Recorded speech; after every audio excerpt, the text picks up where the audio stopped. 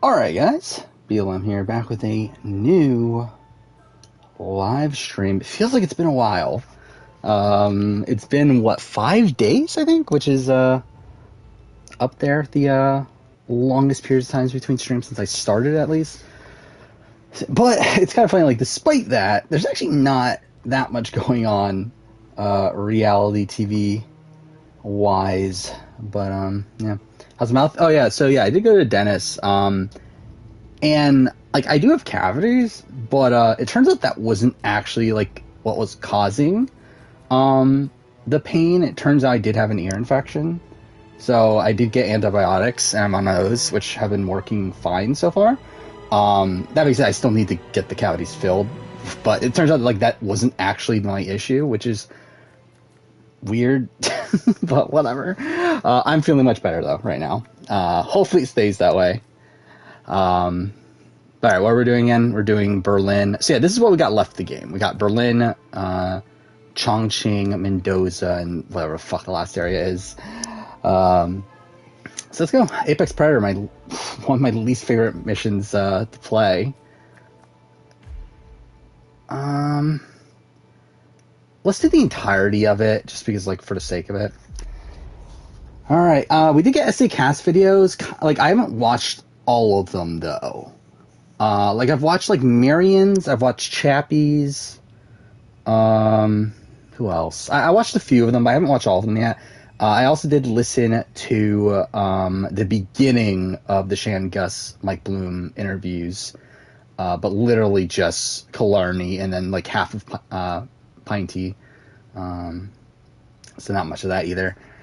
And then, outside that, I mean, reality TV-wise, obviously, we had Challenge All-Stars, which, what even happened last episode? I don't even remember anymore. What happened again? MJ went home, right?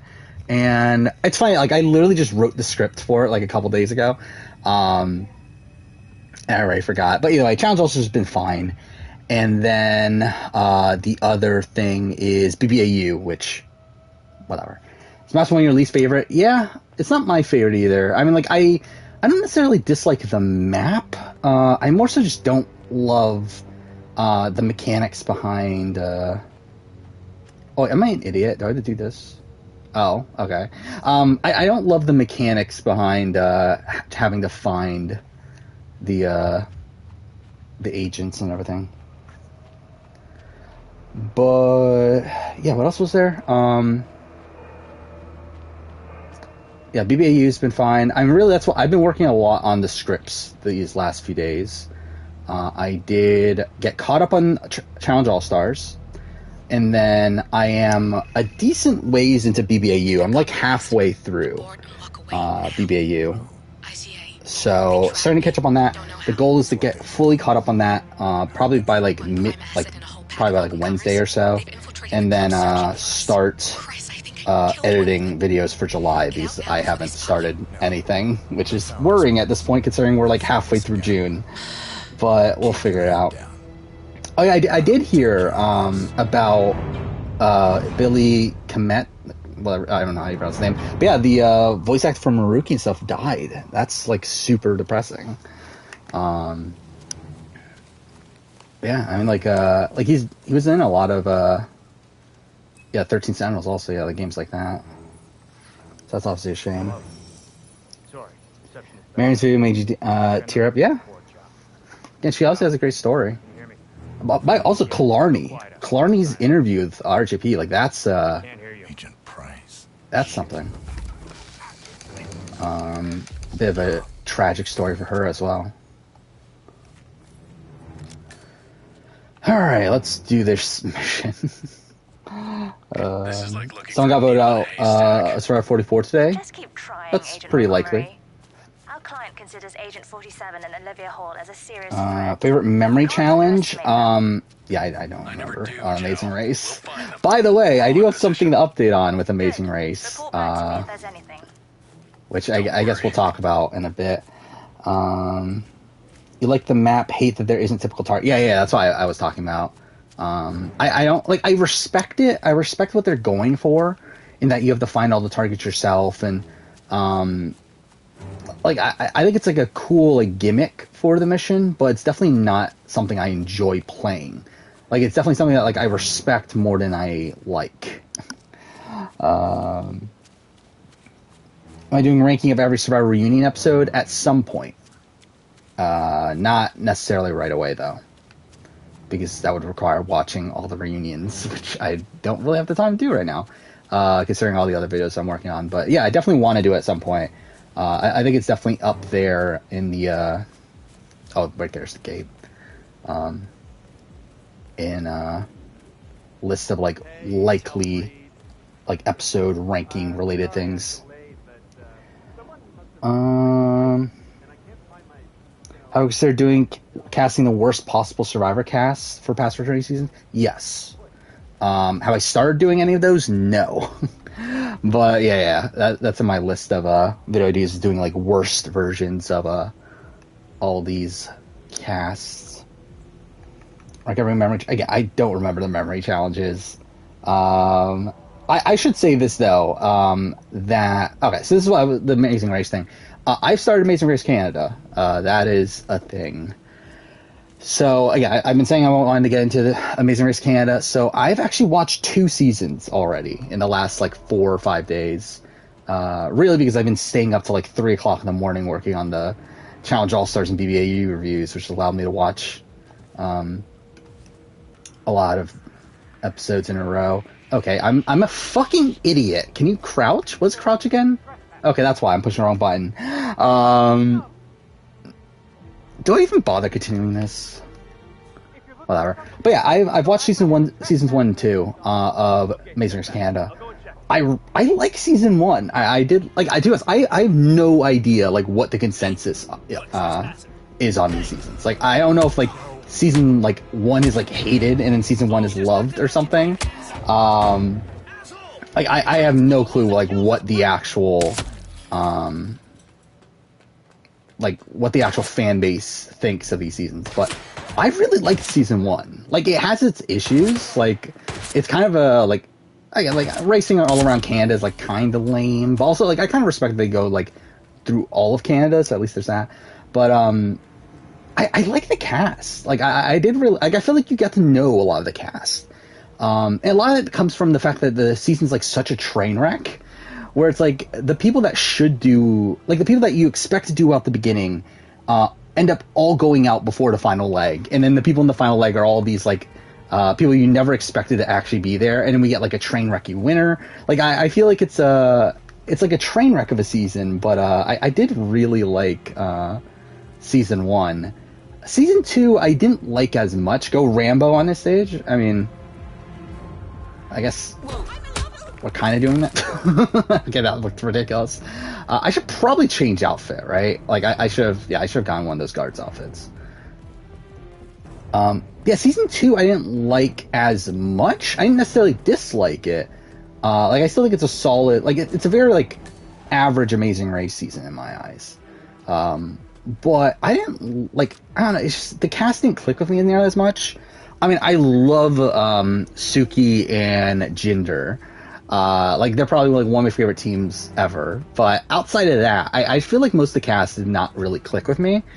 Like even Natalie and Megan, who have like one of the most dominant runs for any like female team, if not the most. I'm pretty sure they are the highest average out of the seasons I've watched. I know there's another strong female team in the history of Amazing Race Canada, but yeah, as far as I've watched, they have the highest average. Like they ran a really good race, but I did not find them entertaining at all. I actually found them like kind of not super likable, despite the show like trying to make you like them. I feel like they're gone a bit of a high horse through a lot of it, of like how they want to play the race fair and then gets upset at anyone that doesn't. But I think this guy's one of them, right? Yeah. Your time here is up. That was a disaster. That I should not have done that. That was wrong. Okay. God damn it.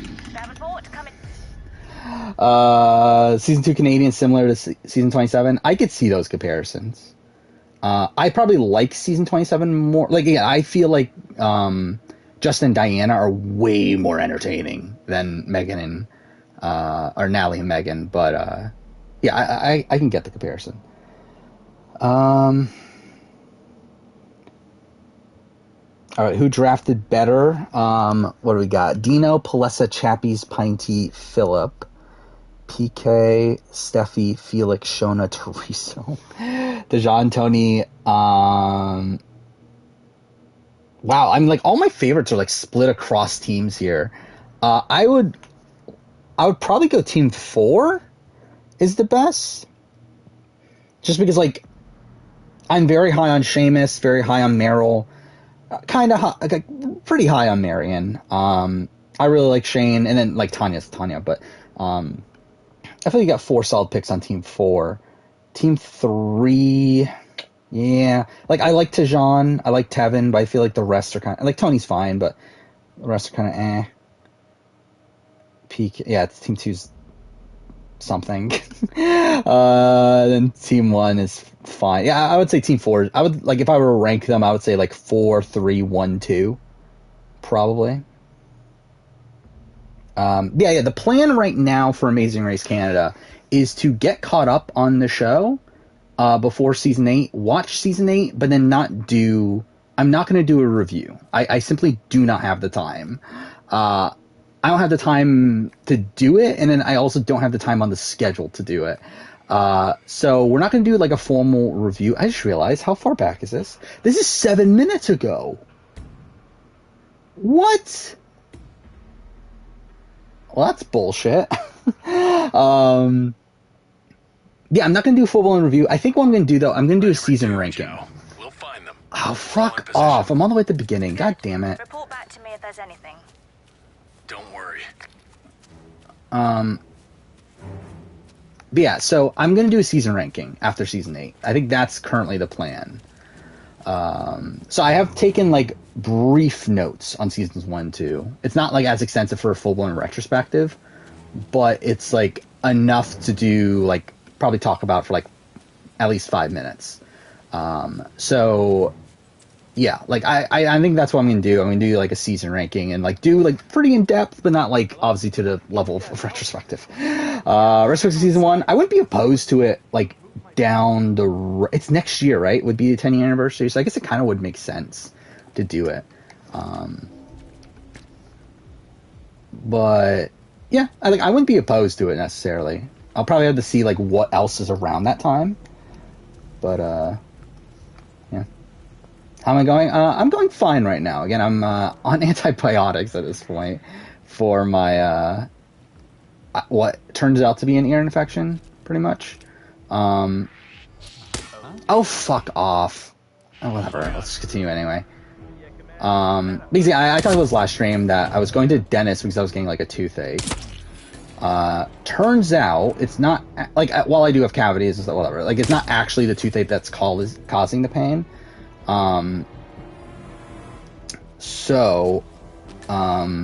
Yeah, it's probably ear infection, more than likely from like having a fucking from having headphones on like almost all day. And yeah, on antibiotics, feel better from that. A bit worried in terms of like, will things go to shit once they run out, but we'll see. Hopefully things turn out fine. Favorite Toy Story movie? I mean, like, from memory, 3, but like I haven't watched them in forever. So yeah. How do I feel about saying your team was the best team? Well, I mean, you picked a decent team. You picked a team that would like be kind of close to what I would pick. Yeah, well, yeah, I mean, like, again, like, I'm feeling pretty good right now. And I have been, like, ever since I've been on the antibiotics, but again, just kind of worried that like once it runs out, like I'm worried that like it's not actually helping, and it's like it's more so just like making me feel better short term, but hopefully that's not the case. Yeah, we'll see. Fillings are on Thursday. Like, it's Thursday, but like a bit later than what it was last time, to where like I should be fine to stream on Wednesday. But I will say also, like, I'm a bit in terms of streams, I might do an extra stream this week. Not an extra, like, normal stream, though. But something else that we could talk about is that The Last of Us Part 1, the Last of Us remake, got formally announced. And I'm pretty happy. I'm pretty, like, excited for it. Like, with that, I've kind of gotten this itch to actually want to do Last of Us speedruns. So I'm thinking I might do an extra stream this week to do a bit of a de-rusting, like, kind of like no reset run. So I might do that. Again, it won't be one where I talk to the chat too much. Especially in Last of Us. Last of Us is a weird, like, speedrun where, like, there's almost no true downtime in it. And it's like a 3-hour run. And, like, for me, it's like 3.5 hours. So it's like, yeah. I don't know. We'll see how it goes. But I at least want to do one run and see how it goes. So I think we'll try that at some point this week. I don't know if it'll be, like, tomorrow or Tuesday. But that'll be probably an extra stream this week. And then Wednesday will be normal. Rewatching HHH, and when I say Alan Ball is a game changer for getting JP to strip, I mean, if you consider that game changing. Yes, Summer Game Fest was, like, really shit. And so was fucking Microsoft today. I mean, it wasn't, like, shit, but it was, like, definitely not, like, it wasn't what I wanted, I should say. Very disappointed, yeah, because, like, those are, like, two big events that were happening before. Like, we were talking about, like, last stream of, like, yeah, there might be a whole bunch of things to talk about. It's like there's not much to talk about from these events. I still can't believe we still don't even have a Plague Tale release date at this point. It's like, how did we not get a release date on a Plague Tale? Like, we even got new trailers and everything, yet no release date. So that's kind of annoying. Yeah, Microsoft wasn't the greatest. Like, I find it so fucking funny that they started off with Redfall as, like, this big, like, thing to, like, get you hyped up when it's like, Redfall looked like shit. Like, I didn't think it looked good. But whatever. Not for me. Starfield looked good. I will give them credit there. Yeah, it looks like a better version of, like, No Man's Sky. Am I going to buy an Xbox for it? No. But, like, if I did have an Xbox, I would be pretty excited for it.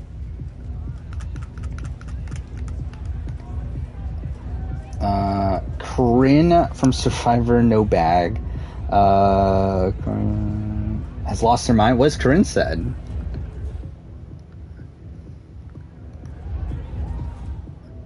Yeah, I'm a bit out. Like, I haven't been paying super close attention to what's been going on over the last few days in reality TV. Good or bad week for BBAU? I'm trying to remember the week. Let's look this up. I don't remember. I've been working. I've been working on the All Stars 3 and BBAU reviews, so I'm kind of, like, back at the point where, like, I'm doing the review more so than, like, looking at what's happening now. So, like, I'm currently like, I just got to the Sam, like, fake eviction. That's kind of where I'm at right now in the script. What happened this last week? Oh, fuck, we got the Drew and Alicia fake evictions. And then Sam actually went home. So, it was fine. Wait, was that only 2 weeks? That was only 2 weeks ago? Okay. Okay, I'm probably further in the script than I thought I was then. By the way, the script's still going to be, like, super long. I don't know how it got this long. Because, like, the notes are still... Like, the notes are... even before I started writing the script and everything, like, the notes were already, like, 5,000 words than the script of the last video. So I'm a bit worried how long this BBAU video is going to be, but again, that's the way it is at this point.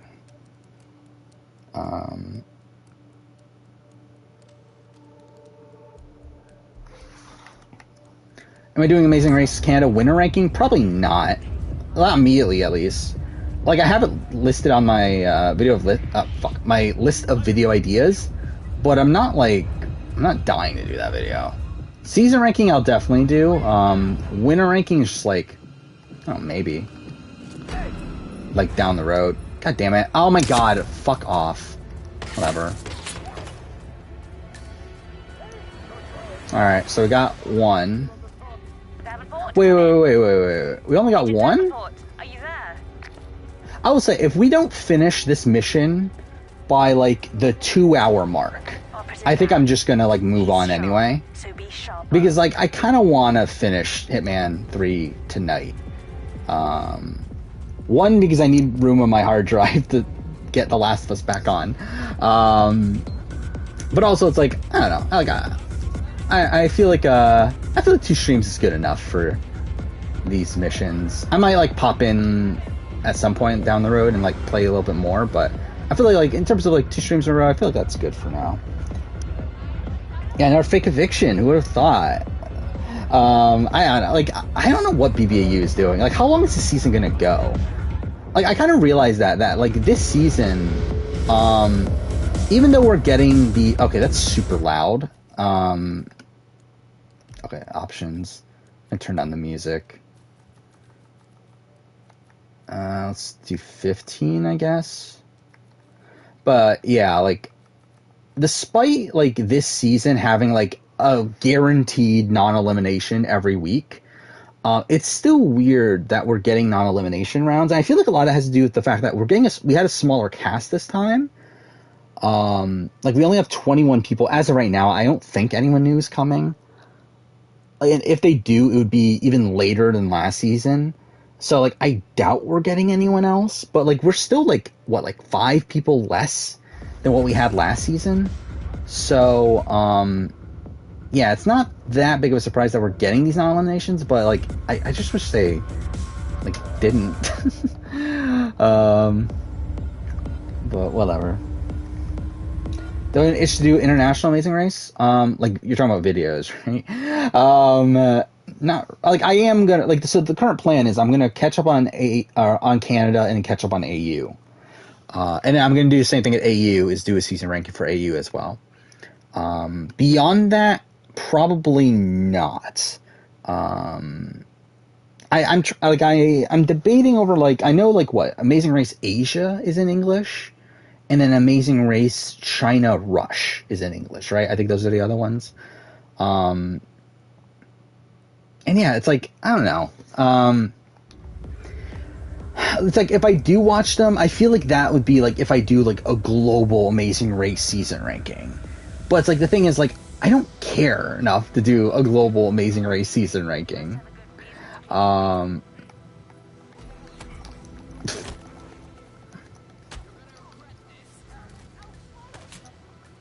So yeah, like, I'm I don't know. Well, maybe I will, maybe I won't. But like, I feel like that's the only like reason I would watch those seasons.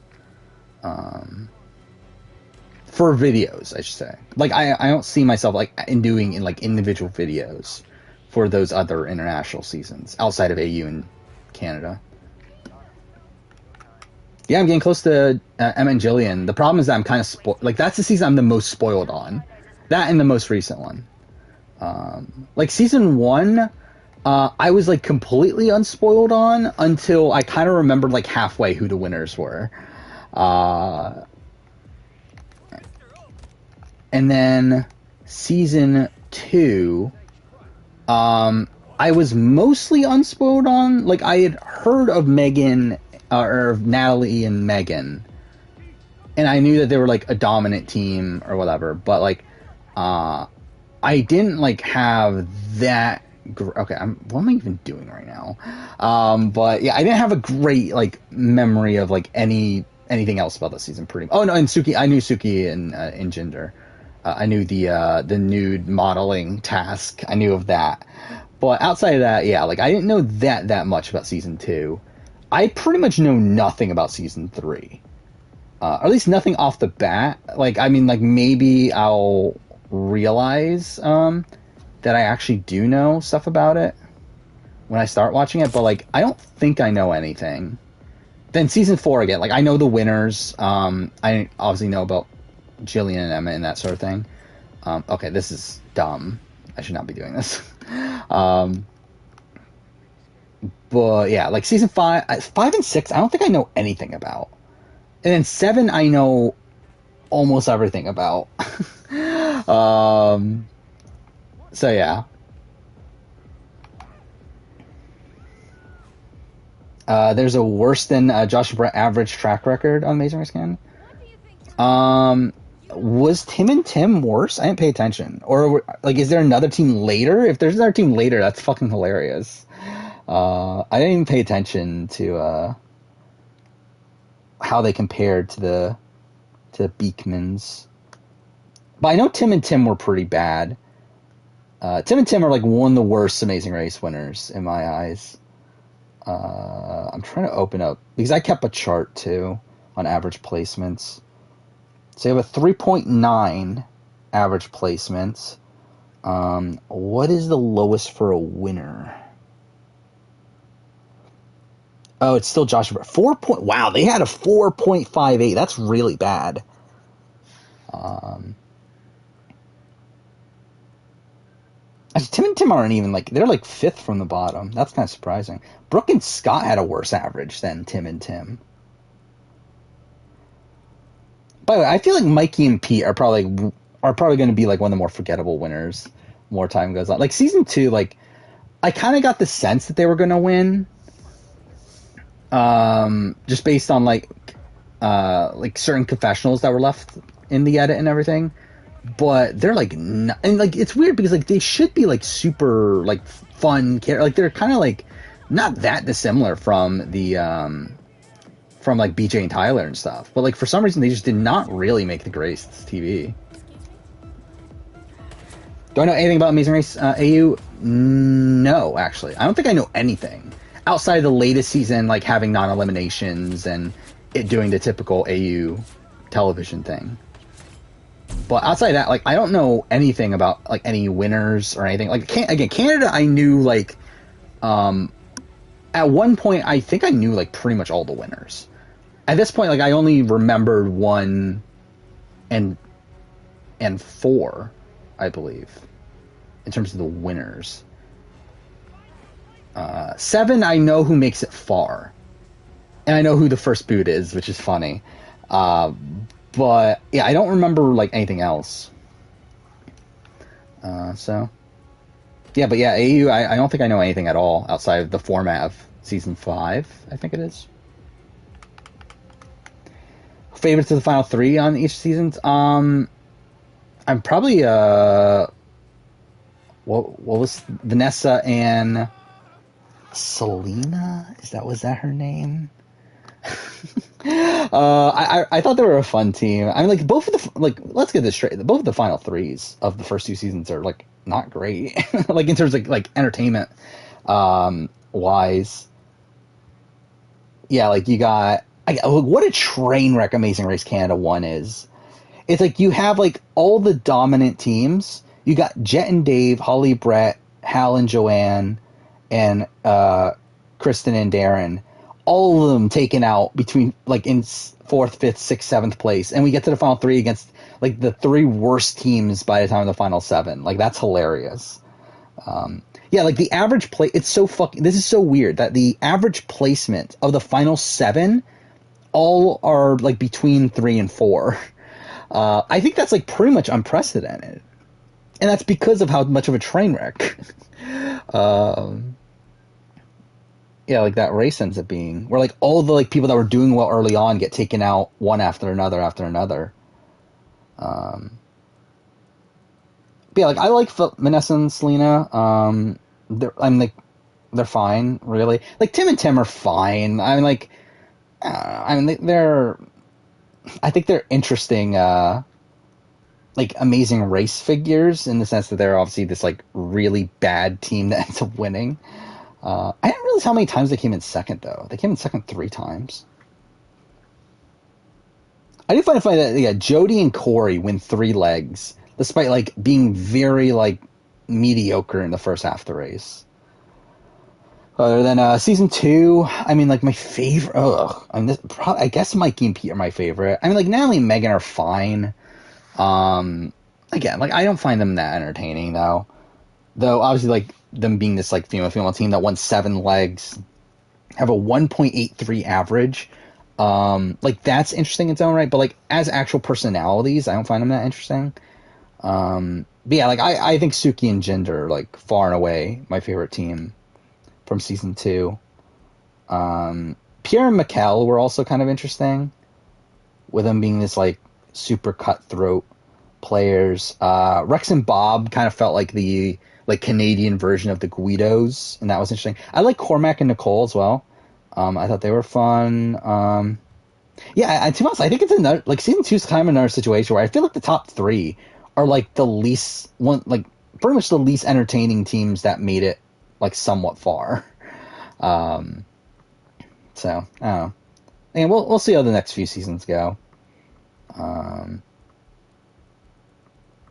yeah, again, like season 4 is really the only one that I'm like fully spoiled on, so it should be interesting. Oh, fuck off. I have way too many things open. There we go. Oh, yeah, I didn't know about that. Yeah, I didn't know Amazing Race AU had a Australia versus New Zealand season, right? But that was before the current iteration, right? Like, that was, I think, like the last of before the reboot, right? Is Dino still my winner pick for SA? Yeah. I mean, like, I'm not going to really, like, completely change my winner pick. Like, I don't necessarily... Like, I still think Dino's probably in the best spot to win.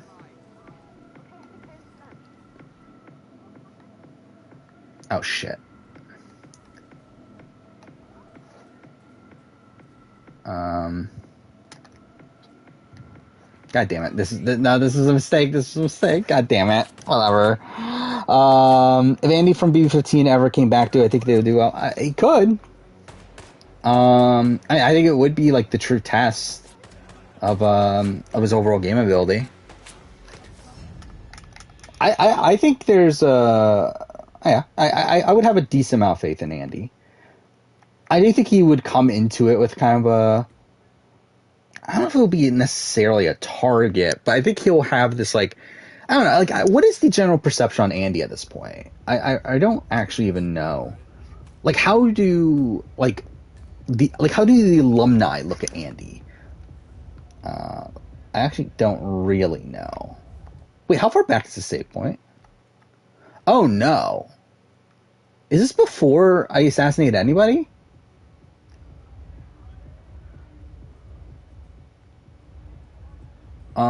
I think it is, isn't it? Because that's the guy, right? God damn it. Yep. Well, that's kind of shit, isn't it? Yeah, I can already tell you, I'm not fucking finishing this mission. Fuck this. I'm not bothering doing this on stream. Like, getting all these. Yeah, I feel like he does have this, like, perception of being this, like, a rat floater, right? And I feel like that's something that's not gonna,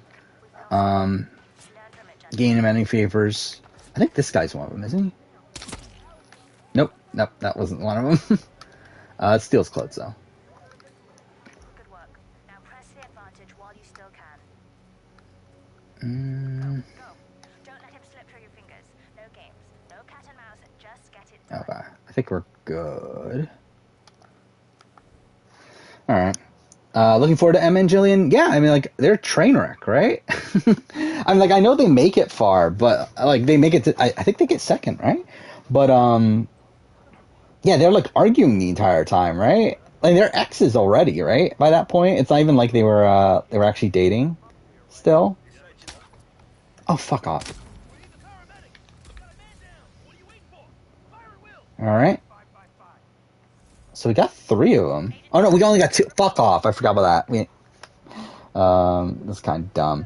How well do Amazing Race videos do? They do okay. Not like it matters what video it is. Actually, I don't remember. What did my 33 review do? I feel like my 33 video was like kind of an underwhelming one. But like Amazing Race season ranking, winner ranking, like those videos did well.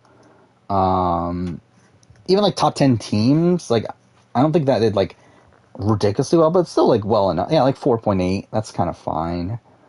33 review did like 2.4 thousand, so it's like that's not that great. But yeah, like Amazing Race videos do okay. I mean, like I think they're like on the same level as like BB Can.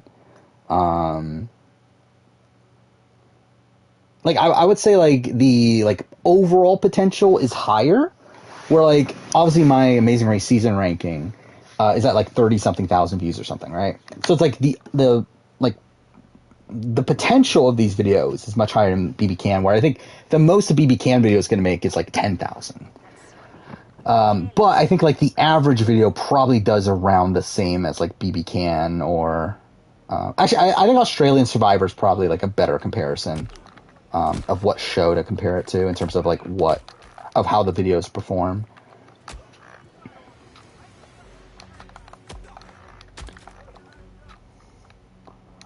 Oh, fuck off. There we go.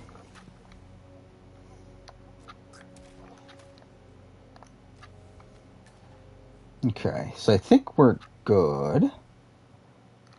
Should I save? I guess I should save. Do I like Whittleton Creek? Which one's Whittleton Creek? Is that, that's the neighborhood, right? Because if that is the case, then the answer is no. I believe it was like one of my lowest rated. Yeah, okay. Yeah, it was one of my lowest rated ones on my, my ranking, my mission ranking, which, when is that coming out? What I think of Rob Bensley preseason? I thought he would do okay. Like, I didn't think, Rob Bensley was bad, but I definitely thought he was gonna, have like a target on his back, by the time of the merge, like be the type of guy like taken out not too long after that.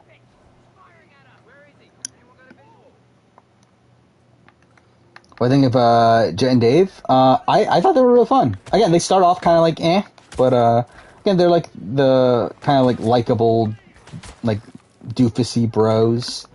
Yeah, I do know that they return. They're the only team, right, of Amazing Race Canada to return, and yeah, that's gonna be fun to watch because I do know how they do. That's actually one of the only things I did know. Like okay, so I mean, spoilers for Amazing Race Canada season 7.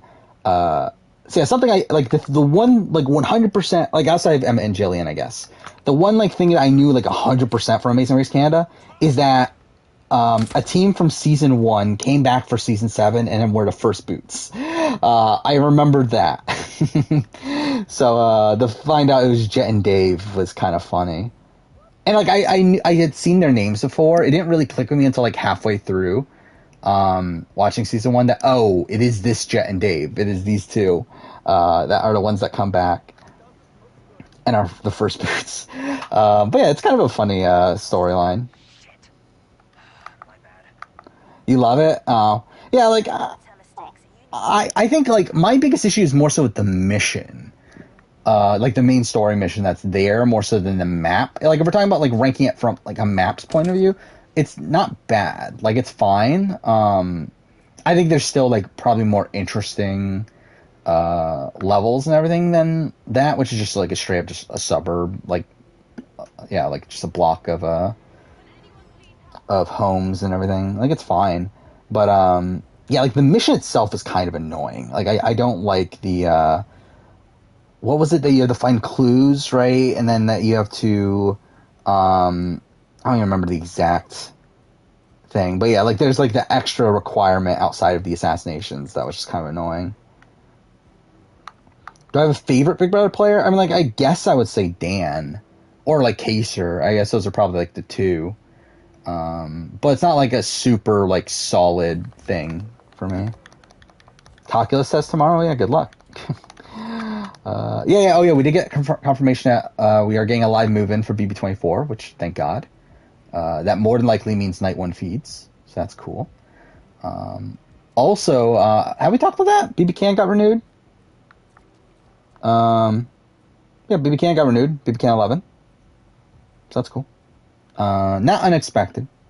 Again, was kind of assuming that was going to be the case, but finally happy to get the confirmation there. Okay, so that guy's not declared dead, right? So we need to go back and kill him. I think he's just like unconscious, right?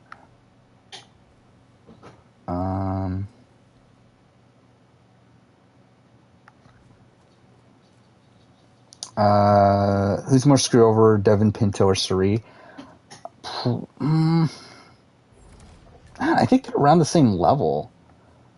Because, like, the thing is, like, we don't really know who wins in a like, if we knew that Devin wins that scenario, then I would say Devin. Like, if Devin wins the final three, I would say Devin. But, like, the thing is, like, I don't think we do.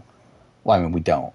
So, at that point, like, considering, like, with Suri, it's like, we can assume she would win based on, like, what we hear from all the jurors and everything, that she would at least have a plurality. I think it kind of, like, makes it a bit better. Or makes it, like, a bit worse, I should say, for Suri getting screwed over. But I think they're around the same ballpark. I mean, like, I think, like, the force fire making coming at the last second, like, that sort of thing, is a lot more, like, what the fuck than the final 3 to final 2. Where, like, even though obviously they were under the assumption of a final 3 the entire time, it's like you could always, like, especially at this era of Survivor, where, like, the final 3 wasn't even solidified. There had only been, what, 2 seasons? Or 3 seasons with the final 3 at that point? Like, you should still, like, assume there's a possibility of a final 3. Of a final 2. I'm getting mixed up now. So, like, again, she gets screwed over, but, like, also, like, I feel like, again, it would have been ideal if she did set herself up a little bit better. While, like, I don't know how Devin necessarily... I mean, like, to be fair, though, if Ben won final immunity, Devin's fucked anyway. So, I don't know. Again, it's kind of close between two. Did that happen since the last stream? We got cast photos and everything for Challenge USA. That is a thing. Yeah. I mean, there's not much to say about them. I mean, they're fine. Very, obviously, like, just in a similar vein to recent challenge ones of them on, like, a Photoshop backdrop. I think that's one of them, isn't it? Okay, let's save here.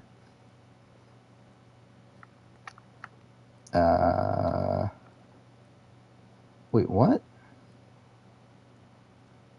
Oh, I'm an idiot. I was like, why is that not letting me?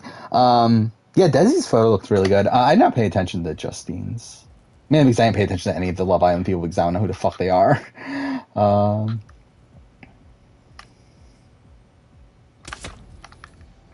Okay. Dude, this is going way better than it did the first. Like, the first time I played this took me like 2 hours. To even get, like, 2 targets. That makes 4. If any of you make it out of this debacle, you'll be the laughing stocks of the ICA. I know there's a guy on the roof, right?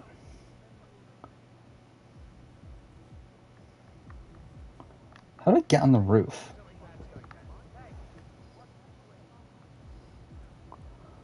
Yeah, whatever. Ben looked very silly being the only one in a cowboy hat. Oh, I didn't even pay attention to that either. Actually, let's look at these cast photos because I have them all downloaded already.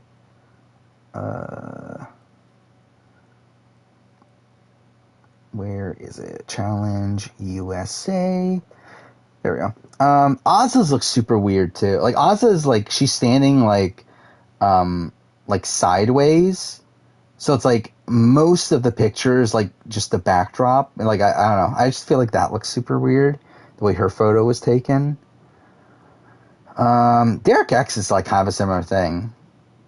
Like, he's kind of in a similar pose that makes his look weird. Yeah, Ben's is the only one in a cowboy hat. That's something. Actually, I didn't pay attention to that. Ben grew out his beard again, didn't he? Didn't he shave it at one point? Yeah, I mean, again, most of these photos are, like, kind of what you would expect. I still can't believe Dom Abate is going to play the fucking challenge before he plays Survivor a second time. Like, that's just hilarious to me. I kind of forgot Tasha was on it until just now. Until I just saw her cast photo again.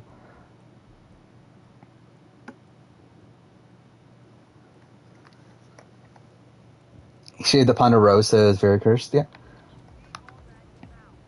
Yeah, like, what is he, just, like, anti-shaving now? Surprised they cast Alyssa and Ozza again.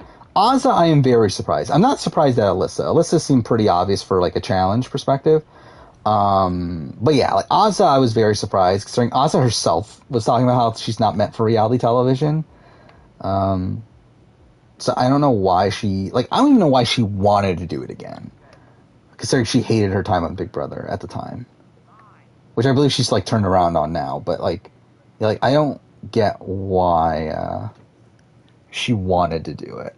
But I'm sure it was easy money, so why not? Oh, fuck, I forgot about that. Yeah, Sam was from Amazing Race AU. The Sam that, oh, fuck off. Oh, no. Yeah, the Sam that everyone loves, that got so much screen time. But I think Devin played a stronger game than Suri.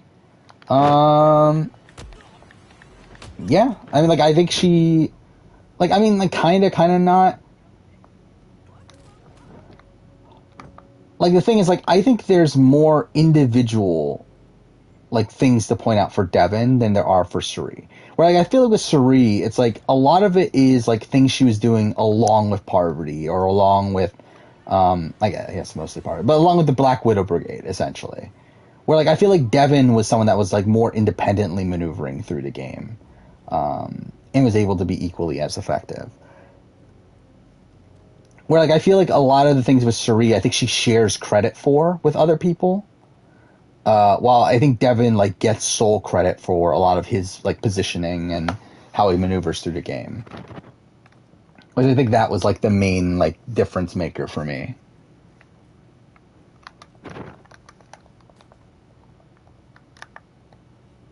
Who's the best Sam from Big Brother globally? How many Sams are there? I feel like the first two that come to mind are not good.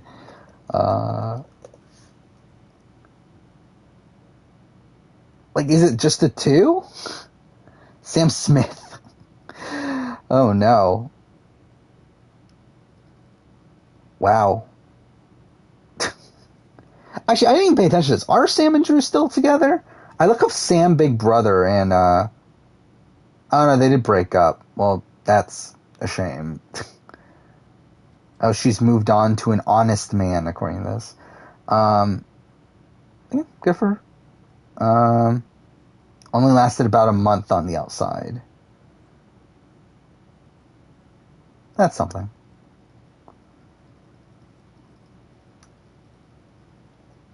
Is she dating Josh now? That'd be hilarious if she's, like, dating Josh now. I mean, the answer is that they all suck. That's, like, the answer for the Sam thing. Would I have been happy if Chada was casted over Ozza? Yes, but that was never happening. Because, like, Chada said no. I mean, yeah. Obviously they could, then yeah. But they weren't going to. BB21 player rank would be interesting. Yeah, it would. We've talked about this on stream a bit. I don't know who, like, would Jackson be one? Probably, but, yeah, like, Jackson, Tommy, I guess those are probably the true debates for one. Like, obviously Cliff would be relatively high. Even Nicole would be high, like, for having, like, a lot of win equity towards the end, or at least having, like, a very blatant winning scenario there at the end that she was actually trying to get. Even Holly would be kind of high-ish. It's a pretty solid final five. Even Chrissy's, like, not terrible either. So yeah, it's like them, and then who else is there?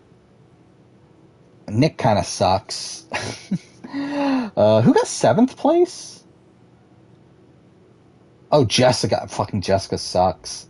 Kat's not the greatest. Annalise sucks. I guess there's a lot of, like, kind of mediocre ones. But, yeah, the top 6, though, is a pretty strong grouping there, at least. Like, it's gonna be sad that I'm gonna, like, if I do actually do this player ranking, like, Jack's gonna have to probably be, like, number 7 or something. Like, he's gonna be, like, relatively high, which is, like, I don't know if I really want to. I'm, like, Amazing Race Canada's fine. Like, it's really, like, it feels like mostly the same show, just like obviously with the like it's kind of little like kind of like obviously these minute differences, obviously different hosts. I do find the hosts like kind of funny. Like whenever I hear his voice, I just think of the fucking host from Total Drama Island. Like that's like the voice that comes to my mind. Like he sounds like a fucking parody character early on. I feel like as I get through like season 2 and everything, I feel like I've kind of like gotten used to it now. But like throughout the entirety of season 1, I was thinking like this guy sounds like again like an SNL like version of a Phil Kogan or something. But yeah, I mean like he's I mean, the Amazing Race Canada's fine. Like, I also Route, like, it's kind of weird, but, like, I don't really care that much realistically. Like, I found the season 2 Route even weird. Like, season 1, like, at least they're racing all around, like, Canada, and they're going to every province. Like, that's kind of cool. Even though it's, like, kind of lame they're staying in one country, at least they're, like, traveling throughout the entirety of the country. Season 2 is just weird. Where like they just like randomly go to Hong Kong for a leg and then come back to Canada and then fly to France for one leg and then go back to Canada again. It's like what the fuck are we doing? I don't know, it's just weird. Who's Chris McLean? Oh, the character. That's the name of the character. Yeah, I know he's supposed to be Jeff, but I'm saying like the voice is like essentially this like Canadian like this like cartoonish Canadian voice. Like that's like the like that's similar voice to what I'm hearing when I hear John Montgomery talk.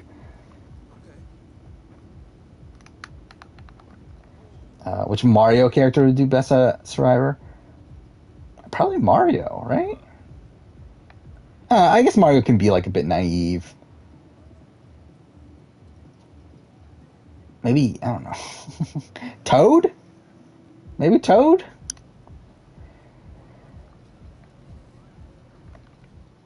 Fuck, I still need 3 more.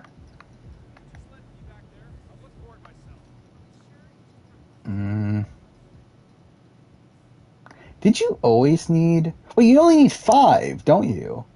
I was looking at the thing, I thought it said I was 7, but it's at a question mark, right? So like, I think you only need to kill 5 of them, don't you? So I'm actually kind of towards the end. Actually, I just need the guy in the awning. If I get the guy in the awning, that's it, right? So I'm pretty sure there's a guy up there. I'm pretty sure I killed one last time. Rosalina could do well? Maybe. I know very little about Rosalina, outside of, like, she's... Wait, Rosalina's from Galaxy, right? But yeah, I know... By the way, we haven't talked about this. My copies of Amazing Race Wii and Survivor Wii have arrived, so... That's something. Well worth the $17 I spent on them. Yeah, when will I play them? Who the fuck knows? But it will be a funny video whenever if I ever do make it. Oh yeah, I know they suck. I know it's fucking terrible, especially the Survivor Wii. Like I believe Amazing Race Wii is like, at least it's like not. Like, at least it makes sense. Like, Survivor Wii is, like, really bad, based on what I've seen of it. Where, like, it's not even, like, Survivor. It's, like, really just the challenges and everything. And they just, like, skim through the, like, actual Survivor portion of it.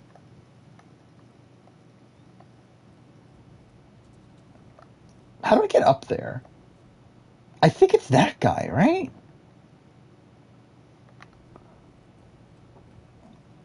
Okay, let's actually save and see if I kill that guy actually works.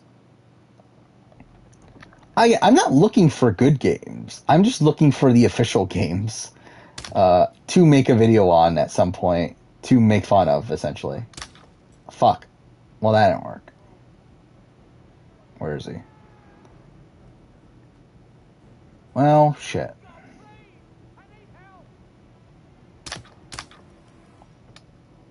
That wasn't that. Oh, he's still alive? Nope, that's not it. Oh, he's not dead yet. What the fuck? How is he not dead? He got shot like 5 fucking times. Whatever. Okay, that wasn't it though. Okay, cool, perfect. God damn it. Let's play Survivor Roblox with the chat. I don't even know if I want to play Survivor Roblox just in general. So yeah, probably not.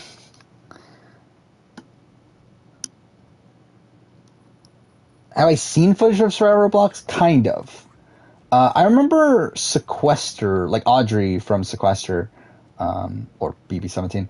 I know she was like streaming her playing it at one point, and I kind of like watched a little bit of that stream. But yeah, like I'm not like I haven't watched like a lot of it. Okay, who's the guy then? Is it that one? Can I not jump across that? Well, that's kind of bullshit. That's something I do get annoyed by in Hitman. It's like what you can and can't do in terms of like parkour and everything. Okay, can I get down? What do you think of the All-Stars 3 episode? I mean, talking about this early, I barely remember it at this point. I wrote a review of it. Like, I wrote part of the review for it. But, again, who got eliminated? Sylvia, right? Sylvia and MJ. I mean, it was an alright episode. It was a solid episode. Like, I think the Sylvia-Kellyanne rivalry is kind of what makes it. How the fuck did I get up there? But I'll be honest, like, I'm still, like, kind of underwhelmed by All-Stars 3. I really thought it'd be better. There's 7 hours into the quarry. I forgot that came out. Yeah, I see a lot of people are playing it. I hear it's supposed to be pretty good, too. Got pretty good reviews. So, I'm definitely... Wait, what?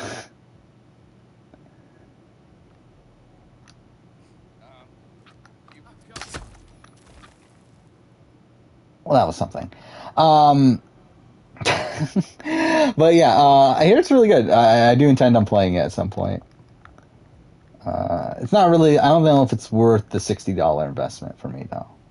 But whenever it drops in price, I'll buy it.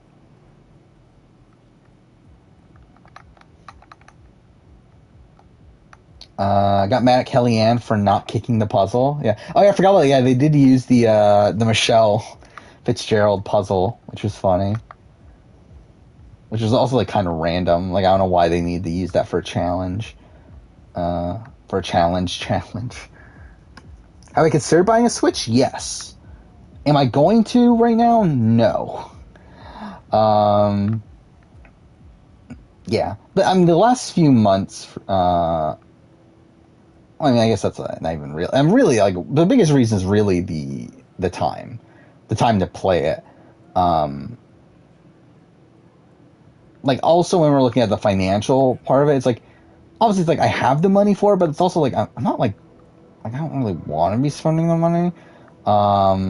Last few months I've had a lot of unexpected expenses that have not been great to where I'm not like in the mood to like be randomly spending like $300-$400 on video game consoles right now. And like if I need to, or like quote unquote need to, as in like if my PS5 died right now, I would buy another PS5 if I could get one. But again, like for like getting a Switch or Xbox, I'm not like in dire need of getting one right now. Thoughts on Sam Frost Jordy dating? I think it's weird. But good for them, I guess. Chat will buy me a Switch for my birthday. Sure, I guess. Yeah, like the thing is, like straight up, I just wouldn't even have time to play it at this point. Like I haven't played any game on my own in over a month at this point. I think like a month and a half or so. Like every game I've played on stream. Mainly because like I'm still trying to catch up on videos.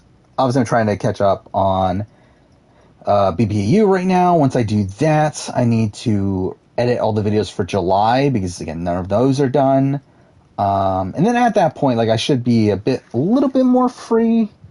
I mean, like, not really, though. I need to write all those video game scripts, too. But then once that's done, I could just go all in on editing. Where really, at that point, it's just editing all these videos that I've recorded. And then that'll be everything I can do for this year. And then it starts the process of figuring out what videos I want to do at the beginning of next year. And also I add 2024 to the calendar, where I figure out what, like, anniversaries are happening and that sort of thing. So I have a sense of, like, what videos I'm making that year in terms of that sort of thing. And then also that's usually where I update the channel art and stuff like that. So, yeah. Kind of excited to get to that phase. I'm kind of so I don't know. I thought about doing this because, like, I did this on my own. Like, I recorded my, like, process of doing this sort of stuff last year. Though obviously now it's public and I didn't, like, stream it or anything. Like, I just record it for my own sake. But I think it would be fun to maybe, like, stream the process of, like, researching like, anniversaries for 2024 and, like, figuring out what videos like retrospectives and that sort of thing I would want to do. And then, like, obviously, like, figuring out, like, what to do for, like, early 2023 and that sort of thing. I think that could be, like, a fun stream at some point. Again, still, like, months down the road. Like, essentially, that's what I'm going to do when I'm done. Like, how many videos? Like, how many videos I have ready to edit? Let's see. I have 20 video. I didn't realize it was that many. I have 20 videos ready to edit right now. And that's not including... Yeah, 7 more that will be added once I'm done with all this work. And then also, like, the reviews and stuff for things that are coming up soon. So it's still a bit away. Like, it's probably still, like, 2-3 months away. But I think it'll be a fun stream to do there. Because I have I've recorded, like, 5 hours. I think it's, like, 4 or 5 hours of me just talking over it. Because, like, what I was doing is that I was going to play Disco Elysium, because, like, this was back when I was playing Disco Elysium last year, which I think was around, like, August or September. And the plan was, like, to just play Disco Elysium, but kind of run through my thoughts. But it ended up literally just me being there for, like, 4 or 5 hours, like, literally just going through everything. So again, I feel like I could do that on stream down the road. Total Drama is 16 years for the main show, like, in Canada, but it's 15 years for its US release, which is why I was thinking about doing it next year. You and Bryce are in a Big Brother org together. There's first impressions vote, and the person with the most votes gets a disadvantage. I'm thinking it's me. I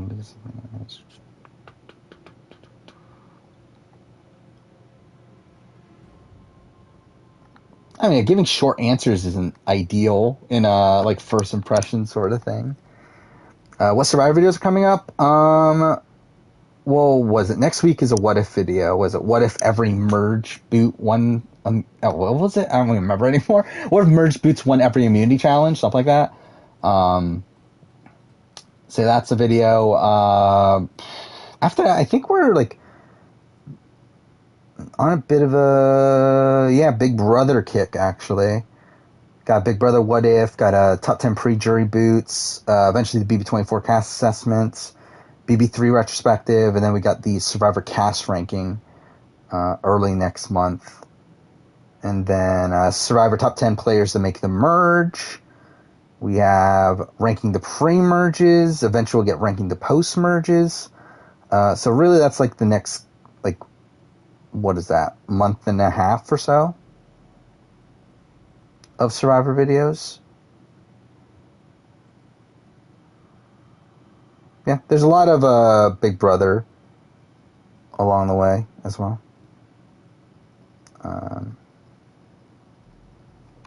DeMarion winning bumped my opinion 42. Not really. I always assumed Marianne was going to win from, like, halfway through the season. So it's kind of the same. Again, like if I was surprised that Marianne won, then yeah, I probably would. But I wasn't surprised that she won. When's my next video game video? Wednesday. It's 2021 year in gaming is finally coming out. Which again, took way too fucking long to make. Like I'm really like next year, I'm really gonna change up how I do it. I think I went way too overboard with 2021 with just playing all these games I just did not give a shit about. Because again, like I get when I'm making these videos, like I felt like the need to play every game that had like a semblance of interest in. I think for 2022, I'm like, yeah, I'm not gonna bother anymore. I'm just gonna play what I actually want to play. Like I'm not gonna bother like giving. I don't even know what the fuck even came out this year. Let's look up the games of this year.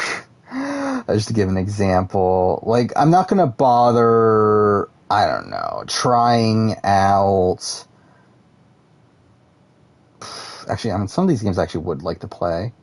I forgot Master Duel came out this year, but yeah, like just as an example, just say like Dying Light 2. If I don't get around to playing that, it's like I'm not gonna force myself to play it, which I tried to do 2021. Didn't know the answer was gonna be public. Okay. Well, I mean, like, but why would you be answering them then? I don't know. For seasons 2 through 6, there are 2 to 4 legs. Is that really so? That's really how they're going to be from this point forward with the Amazing Race Canada. They're really just going to randomly go to random countries for like a leg or two, and then go back to Canada.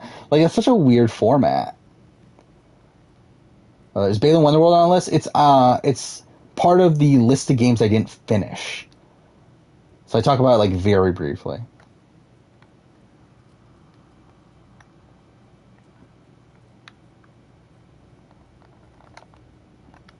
God damn it. Why have Marianne at number 1 at the merge? Because her merge episode is what made her top contender. Like for me, it's like I mean, let's go back to my power rankings. Because obviously, like coming in, I think she was 6 coming into the merge.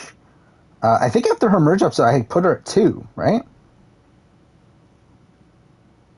Where is it? Survivor 42. Oh no, I moved her to 4 and then to 2, and then she was number 2 until the Drea boot, and then she was 1 at that point. But again, it was always a situation where like I didn't like Omer is number 1, but like I never actually expected Omer to win. Like I always felt like Omer was gonna be like set up for a fall. Like it felt like too clean without also being that central to the themes of the season for like Omer to actually win the season. So despite him being number 1, it was just more so because like the clear path to a win was there. While like Marianne's like even though the story is there, the actual like the game itself isn't necessarily there yet. To where like that's why she was at 2. But again, like I was not surprised that Marianne won though. This is Amazing Race Canada my favorite. Again, out of the first 2 seasons, like I mean, Suki and Jinder are probably one of my favorite teams ever. And then after that, like I don't know, Jet and Dave are fun. I like Holly and Brett, but it's like I don't know if they're like up there my favorite teams. What am I doing at this point?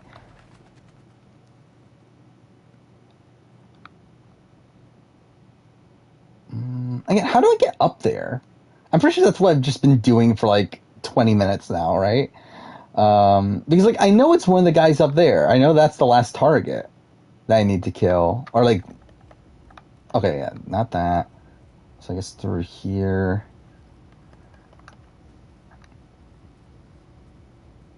God damn it.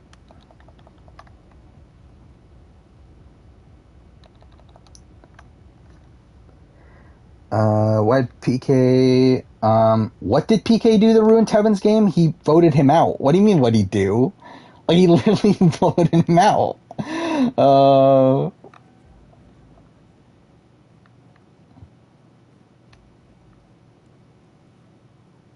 Okay, this is the entrance. For season 8, a majority of the legs are supposed to be in two. Why? Oh, because of COVID. That's kind of dumb, though, isn't it? Like, most of the legs are going to be within, like, these two areas.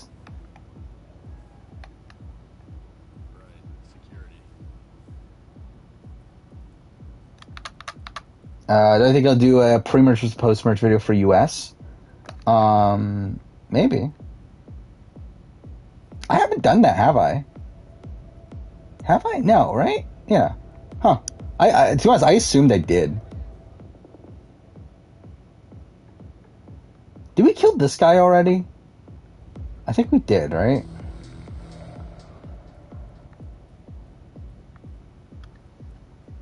Yeah, we talked about it, yeah. Live premiere for BB24, which is cool.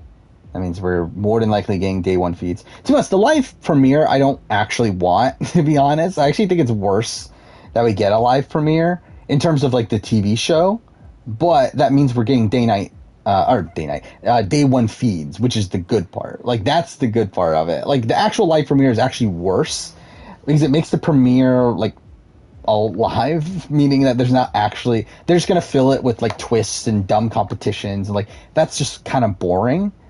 But again, like the good part is that means day one feeds, and really week one feeds. Which again, like imagine BB23 if we didn't get week one feeds. That would have been like really disappointing to like miss out on all of Frenchie's shenanigans. Actually, I wonder, like, would Frenchie be looked at as like a slightly better player if that didn't happen? Like, if we didn't get night one feeds, because at that point, like, I think like you would assume that like some of the stuff he was saying was true then, right? Because like we wouldn't have the proof. Oh, here we go. This is the roof. That like he was lying about like things. Wait,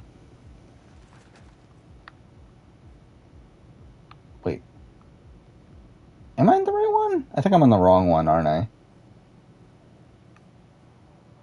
Wait, where am I? Okay. Wait, that's the entrance. Right? Oh, I'm so confused. Wait, where am I? Where's the start of the mission?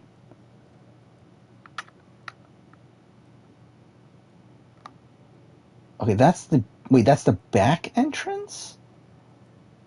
Club entrance. Oh shit, I am on the wrong side. So I'm on here. I want to be here.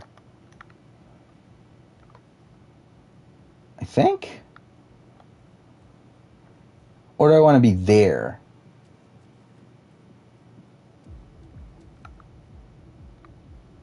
I mean, either way, it's not where I want to be. Should PK vote out Tevin? No. In no world should he vote out Tevin. Okay, he's literally voting out his number one ally just because he thought his number one ally was being a bit too controlling or whatever. Mind you, to be fair though, like he probably would have been like had to eventually anyway, but in the position that he was in at that current point, no. Because like really realistically, it's like even if they vote out Josie there, they're probably going to tribal again, which at that point then like between Tony and Tevin, I could definitely see the argument for PK choosing Tevin. Or picking Tony, over Tevin. Like, that makes a bit more sense at that point. But when you're picking between Tevin or Josie, it's ridiculous that he ends up siding with Josie.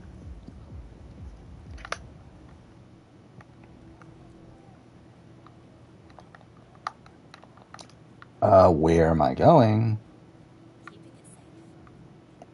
Again, if I can just get to the roof, I know I can finish this fucking mission. I just don't know how to get to the roof.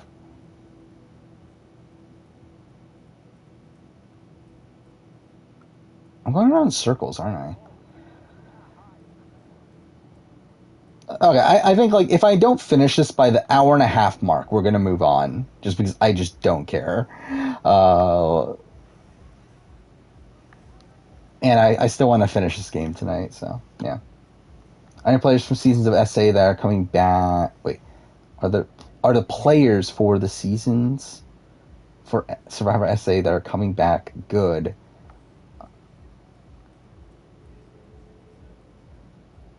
like, okay, I'm a bit confused on exactly what the question is.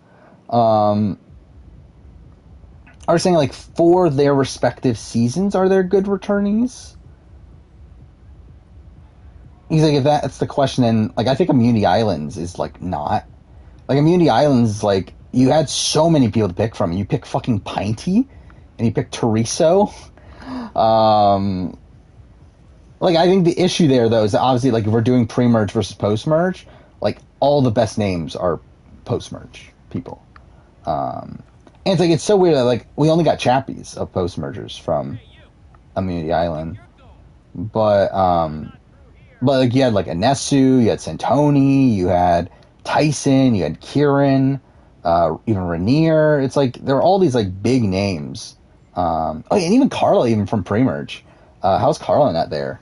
So yeah, I feel like really like Immunity Island, I think is the biggest one to me of like how the fuck did they like really we got these people? I think most of the other ones are like fine. Like I mean, like I obviously would have wanted like Jacques back from Island of Secrets. Ting Ting, I would have liked to see back. I mean, there's a lot of people that I would have liked to see more than like I think I could definitely do an easy recasting of this cast, and it would literally be like a completely different cast. But it's like I get supposedly this is who they had to work with. Supposedly it was like there was like production things, or not production, network things. I mean, to where the network wasn't like happy with certain decisions that they were making. And then there was obviously people that turned it down. And it's like through all those things, it's like this is the best cast we could have gotten. It's like I'm still fine with it, but like obviously I do feel like there's like a lot of people I would have liked to see back more than the people that we did get back. How'd Santoni not come back?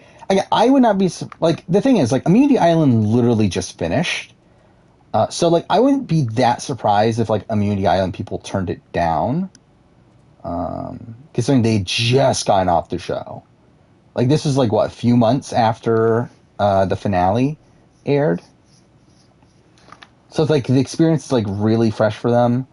That and also like I think when we're pigeonholing it to pre-merge versus post-merge, it's pretty tough to like find room for the post-mergers in particular. So like I kind of get it from the post-mergers at least. Like Carla not being there is still like a question mark to me. It's like how's like I assume she probably turned it down. I don't know. But yeah, would have loved to see Carla back. I mean, there's also like I can't believe like Roxy isn't there. Like, considering they went back to season 4 for like Tejan, I'm surprised they didn't go back to Roxy. Considering Roxy is someone that like I know still talks about the show. So like you would think that they would try to get her on. Oh, do I even care enough at this point? Like, what the fuck? Like, how do I get to the roof? Actually, you know what?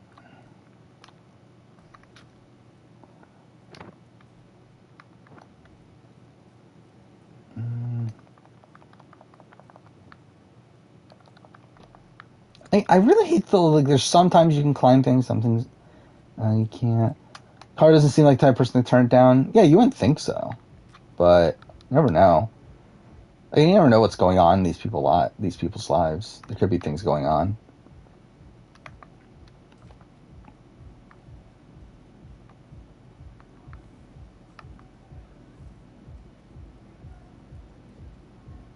Again, this is so annoying because I know I'd like just have to kill one more person.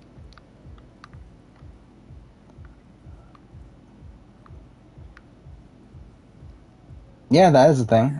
Jenna and Zach are having another kid, which is like, okay, whatever. Like that was quick.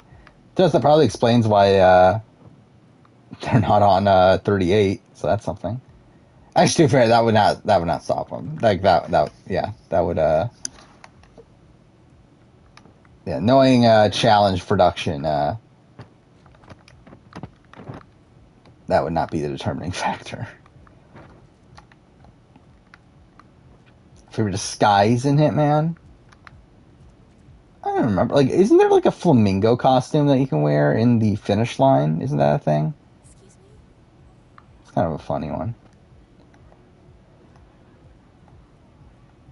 Good day to you, sir.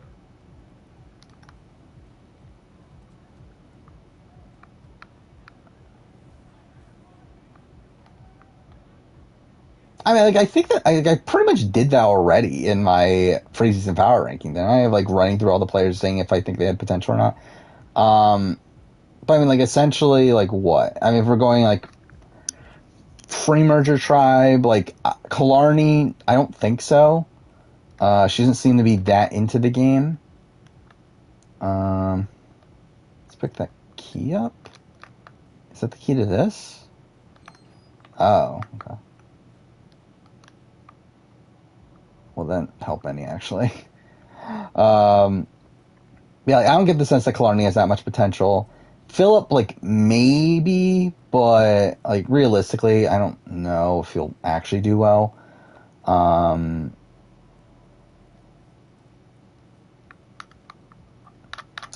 else is there? Pre-merge, season 6. Yeah, I mean, obviously Kevin has a lot of potential. Though again, I think he's gonna come off as too schemy. Which is how he came off the first time. You have... Who else from season 6 is pre-merge? God damn it. Okay, let's look up the fucking cast again.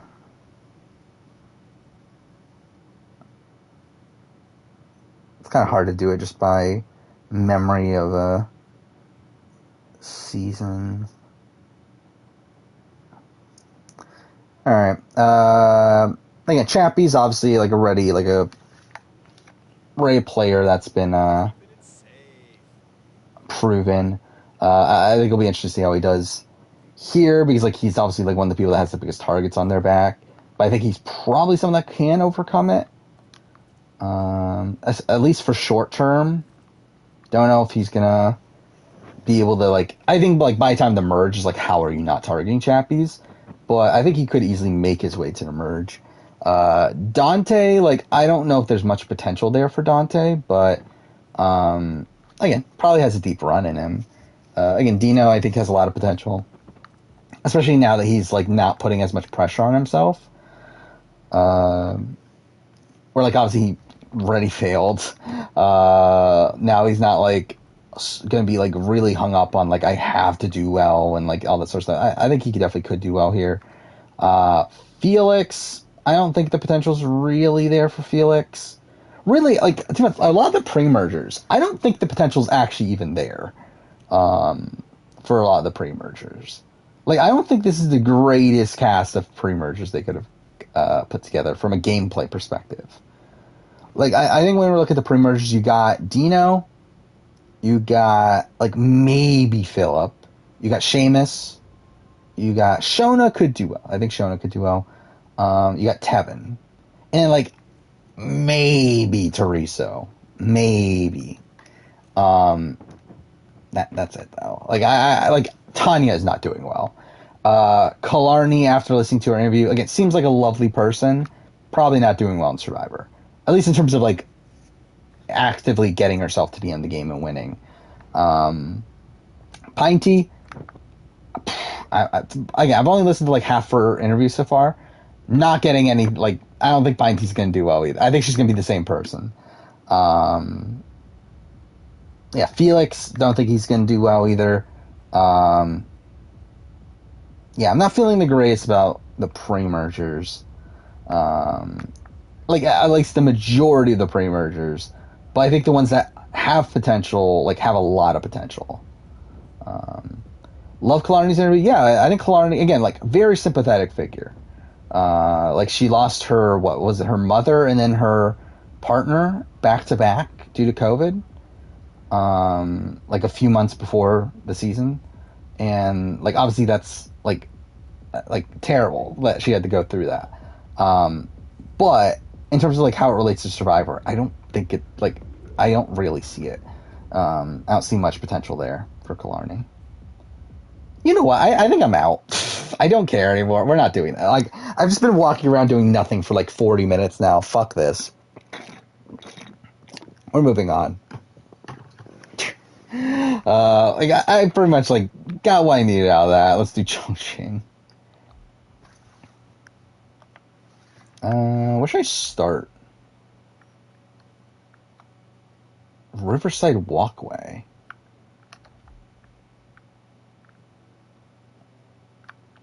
Wait, what's the difference of that? Whatever, we'll see. I think it'd be hilarious if Pine Tea gets like voted out the same way again.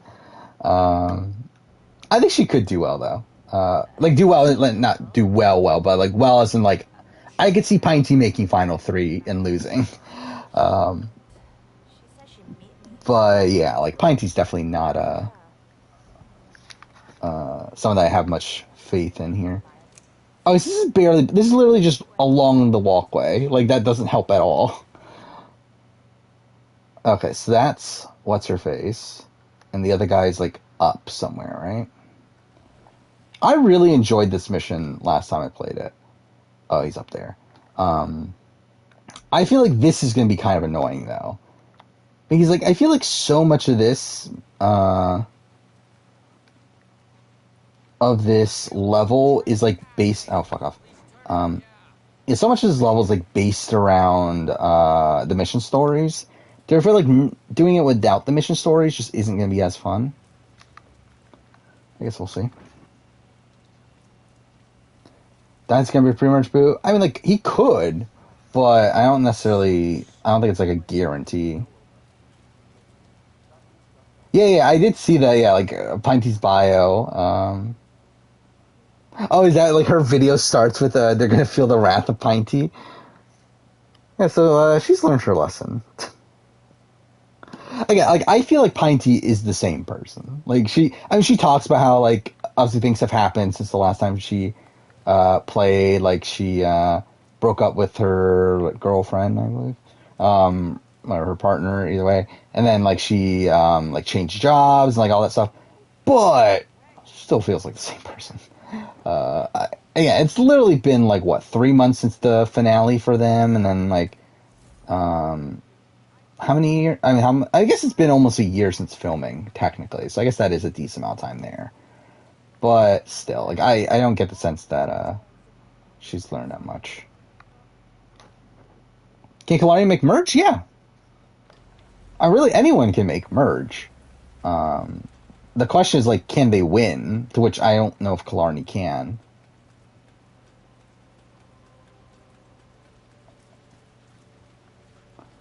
Right, I feel like this is not going to be a fun level to replay.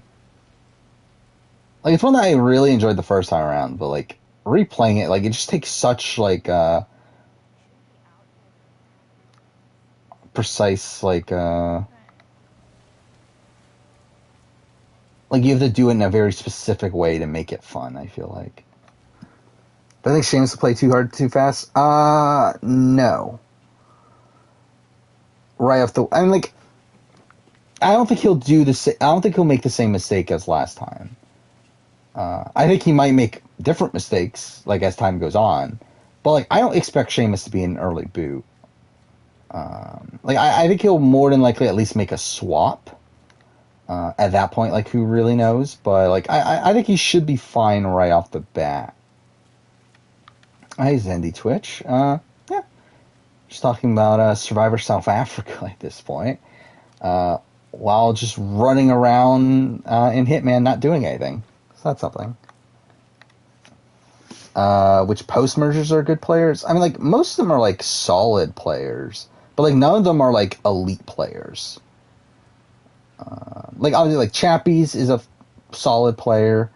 I'm trying to reopen the folder. I have all the images. So, yeah, Chappies is a solid player. Dante's kind of like an player. Marianne's a good player, but again, like, I think one that, like, again, has a lot of potential that we haven't seen. Meryl, I think, same thing. Plus is, like, a good player. Not great, but good. PK is kind of the same thing, but obviously, like, different issues, but, like, probably the same caliber player. Shane's probably the same thing. Steffi, I would probably put like a step below them. Largely because like I think Steffi has a tough time winning a jury vote. Tony's probably in the same spot as Steffi. And then Tejan might be the best player. Maybe. Yeah, I would say Chappie's and Palessa, and then maybe Tejan. But I think those are probably the top three of like proven players. Like as in like we've seen them play well their first time around. And then I think you have like Marion and Merrill who have a lot of potential. I guess Seamus can all not Seamus. Shane can be added to that top group too. I get PK's just all over the place. I don't know really what to do with PK. It's mostly like solid players though. Like the pre-mergers I think is like not the greatest batch of players. Well, I think the post-mergers are a lot of like really aggressive players. They're Palessa's sister. I think I saw like her sister's gone missing, right? I did see that, which is obviously terrible. Okay, I'm going the same thing again. I'm a fucking idiot. Is there a person from Australian Survivor pre-merger that I would like to see again? Yeah, there's probably a lot. Especially considering how big the pre-mergers are, the pre-merges for Australian Survivor.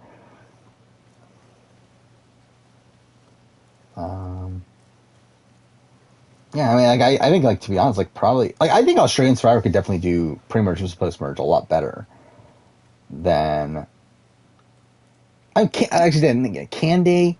Because I think the problem with Australian Survivor is that they, like, don't bother showing a lot of the pre-mergers. For obviously that's, like, my biggest issue with Championship Contenders, too. So they just, like, didn't even bother to show, like, half the cast.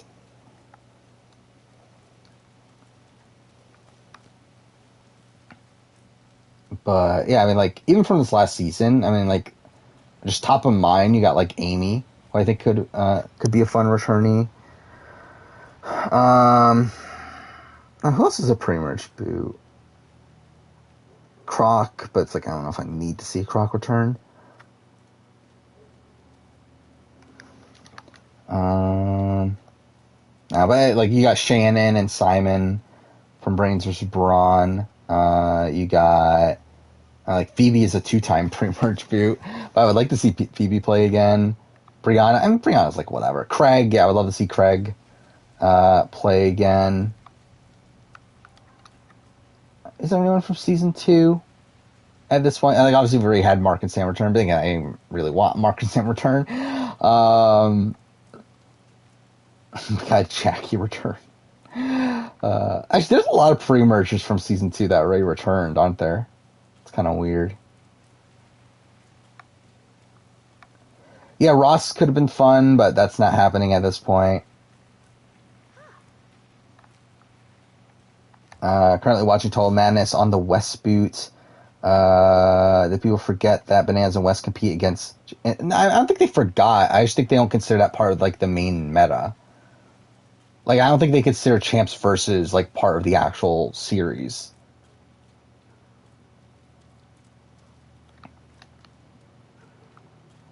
And actually, didn't they refer to it though? I thought they did, didn't they? At one point, like, or at least they did at one point in one of the seasons. I felt like it was Total Madness though that they showed the clip of their elimination in Champs versus.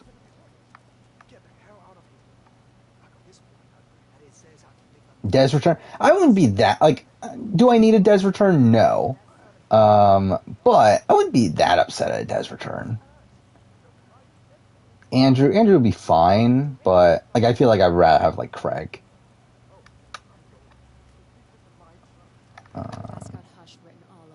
Whatever. Let's just do this one. I don't feel like running around and.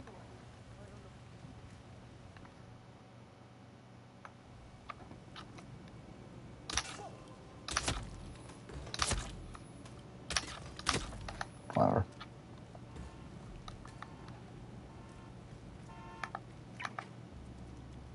Okay. I guess we'll save. Jenna, I'm good without Jenna. Like I did not like Jenna the first time around. Who from All Stars 3 would I keep for All Stars 4? So that's probably a lot of the cast. I don't know. I mean, like, I guess, like, we also, like, technically you'd want, obviously, a very different cast. Yeah, like, I mean, like, Wes. Alright, let's look up the All Stars 3 cast.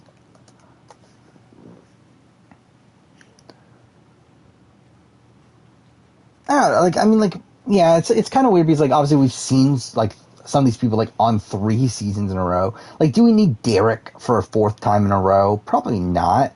But, like, on any given All-Star cast, like, I wouldn't be upset at a Derek return. Kind of same thing with Brad. It's like Brad's been on, like, now 2 seasons in a row. It's like, do I need to see Brad again? Not really, but, like, I wouldn't be upset at it.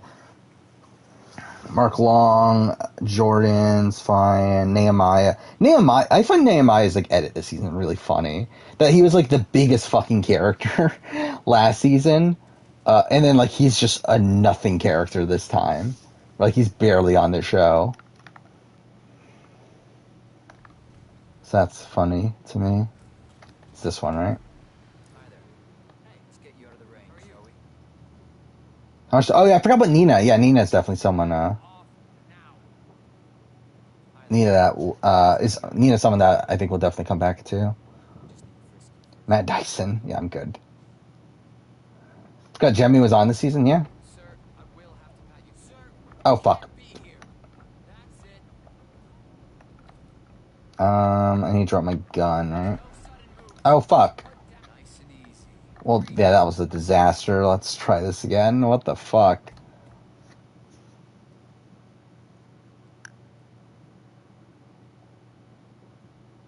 What if Russell returned? Yeah, that'll never happen. It'll be funny, though. Like, imagine if Russell played Australian Survivor again. Like, it would just we'd literally get the same result.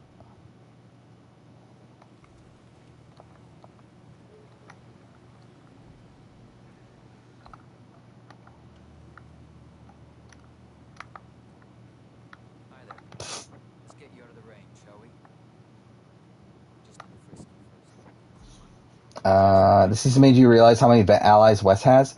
But he also has a lot of vet enemies though. So like that's kind of the thing with Wes. Is that yeah, like he's obviously at this point now where like most of his enemies are gone. Where he's now left with like people who are he's obviously like very close to Brad. He's very close to Nehemiah. But he also has like people who are like Darrell is against Wes. You have like even MJ isn't a big Wes fan. Who else is there? Obviously, yes. You have. I guess that's about it, actually. But I mean, like he does have his like. Oh, Jordan. But yeah, he has his fair share of enemies also. But again, like it's gotten to the point now where like all of his enemies are pretty much gone. Yeah, I don't know if I need to see Sandra play Australian Survivor again. Australian Redemption, IO, Sandra and Russell, that'll be funny.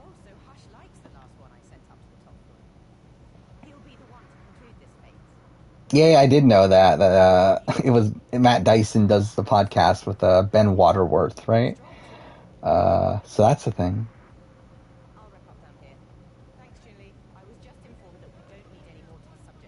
Wonder if him and Johnny would have worked together on All Stars 3? Probably. At least short term, yeah. I think it'll be the same thing like Total Madness. Yeah, until they have to turn against each other.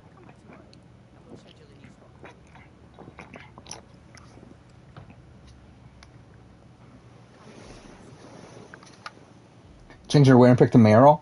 Yeah, I can see it. I'm actually got a bit more worried for Meryl. The more I thought about it. Which is why she wasn't number one. Because again, like for me, coming into the preseason power ranking, I thought Meryl and Marion were the top two. But then again, with Marion, it seems like she still has this reputation of being this like this big villain, and also the fact that it seems like people know that she's like well known social media wise, to where I feel like that could be a target on her back. And then the other person we got Meryl, yeah, like the issue with her is that, like, I think the fact that she's on there with Dante, who's like, she's openly like very, very close to, and like I think she's like underrated to the point where like I think they're gonna know she's underrated.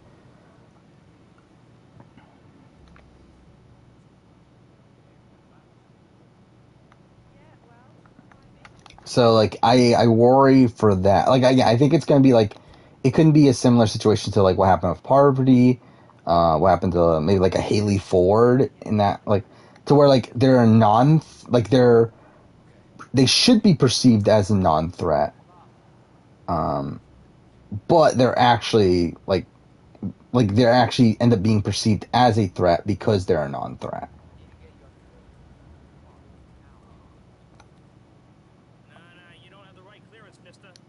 Okay.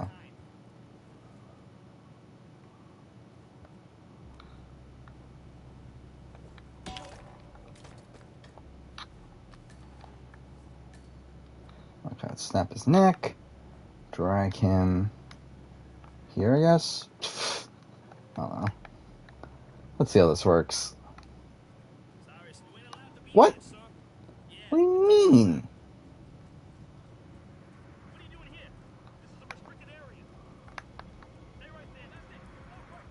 Yeah, this is a disaster, obviously. Alright, yep, that don't work. If this works, that's fucking stupid.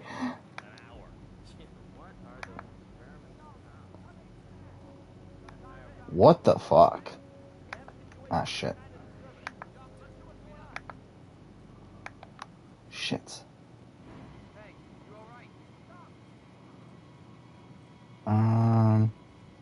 How am I actually getting away with this?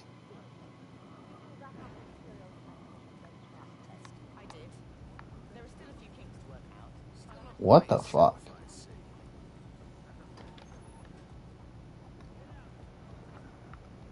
I see you later, Waluigi. Okay, I need to go up, right? Oh, fuck off. I don't know the combination. Could Survivor AU cast Johnny Fairplay? Yes. I think it's probably the most likely Survivor US person to transition. Like, I'll be pretty shocked if Johnny Fairplay isn't on Australian Survivor within the next, let's say by season 10. I'll be pretty surprised. Like, to me, he just seems like the easy person to get for them. That would also be like a big name for them to get. What is this mission called again? Chongqing number pad Hitman code. I don't even know what I'm typing anymore. All right, 0118. What? Oh wait, this is a different code. God damn it. That's kind of annoying. How many codes are there?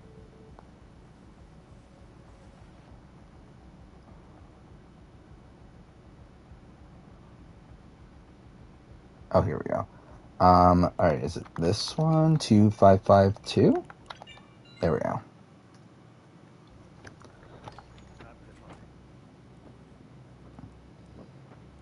Oh, deep dives back up for Omer. That's something. Yeah, like, I believe it's been confirmed that it's CBS, by the way. That's the thing that happened. Is that it's not Drea, it's CBS. So. Oh, I don't have anything. God damn it. Ah, shit. I don't have anything at all. That's kind of annoying.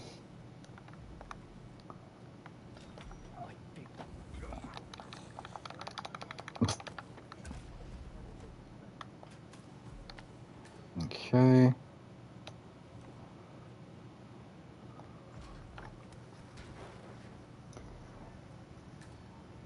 Yeah, I feel like Fair Play is for sure going to be on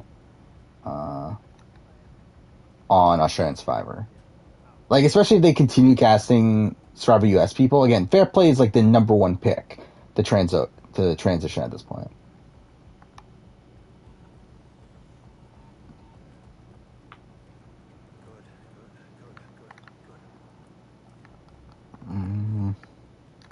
Isn't there a thing here? There we go. If you keep this up, it could permanently damage. Okay, let's just do a save. Could they get Rupert? I think they definitely could get Rupert too. I imagine, wouldn't that be great? They would do 3 tribe season captains are Sandra, Rupert, and Fair Play. You need to. You got the bastard hash. Uh, Now go get Imogen Royce and get into the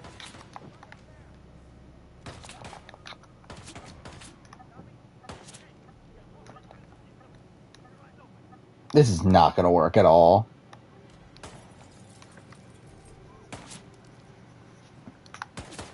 Yeah, this is definitely not going to work.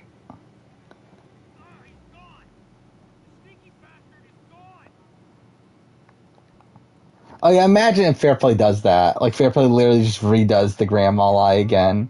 100%. Like I feel like Fairplay's definitely gonna try to do something to that nature, right? I don't know if it'll exactly be the grandma lie again. Ah, fuck. Okay, I didn't mean to do this.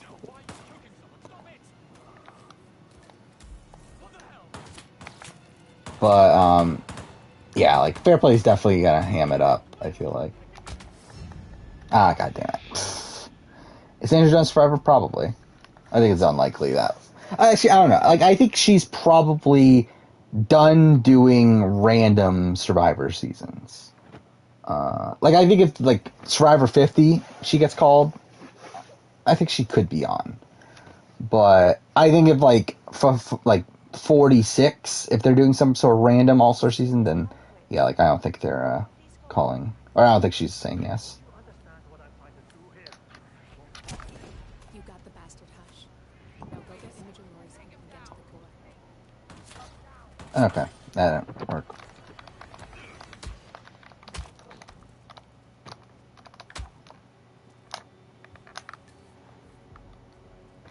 Over there.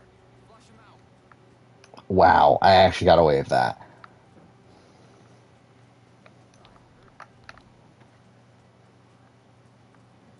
Other than Matt Dyson, who I think is the worst AU, again, I haven't put the thought into it. Maybe Dez. Shit. Another one bites the. Come on, let this day end. Oh, I need to go down. Okay. Yeah, I mean, like, Ghost Island's cast does very much remind you of a Big Brother cast, especially like the Sebastians, the Jennas, the Libbies, the Michael Yergers. Like, they definitely feel like Big Brother casting choices. Yeah, there we go. We did it. I'm surprised I got away with that. How the fuck do you do this other one without mission story, though?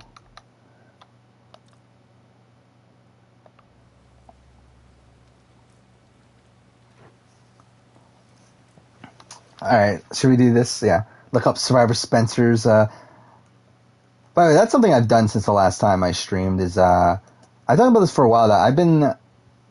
So obviously, like the Marine Review is obviously like the channel that obviously everything's on, but it's not the channel that I personally used. Like it's not the channel that I had all my subscriptions and all the video, like the one that I'm logged in on my phone that I watch there and everything.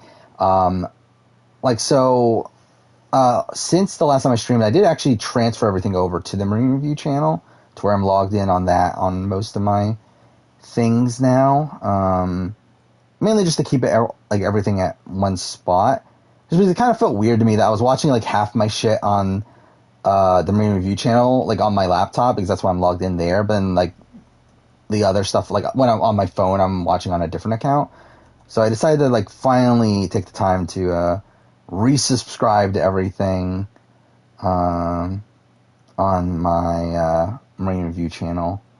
So that's a thing. Oh, the Corinne one? Is that what we're talking about? This is the I want to fuck a serial killer. That's what Corinne's talking about.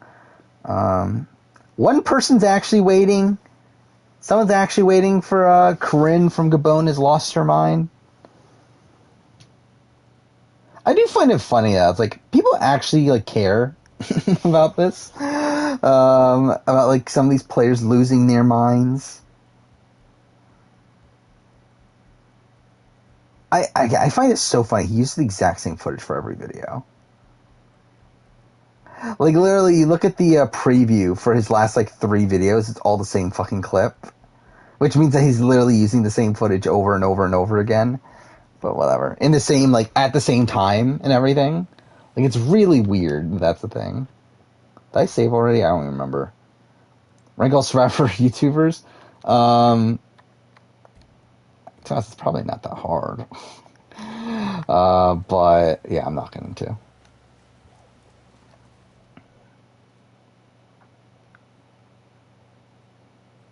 I'm like realistically, is it that hard to do? It's like ranking all the survivor YouTubers.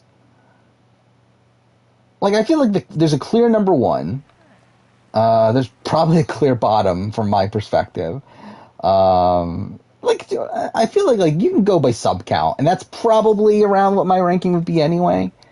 Maybe like I guess like yeah, okay, I guess yeah, I probably shouldn't make enemies. But yeah, maybe there'd be like a certain account here or there that I would probably put lower than their sub count, but yeah.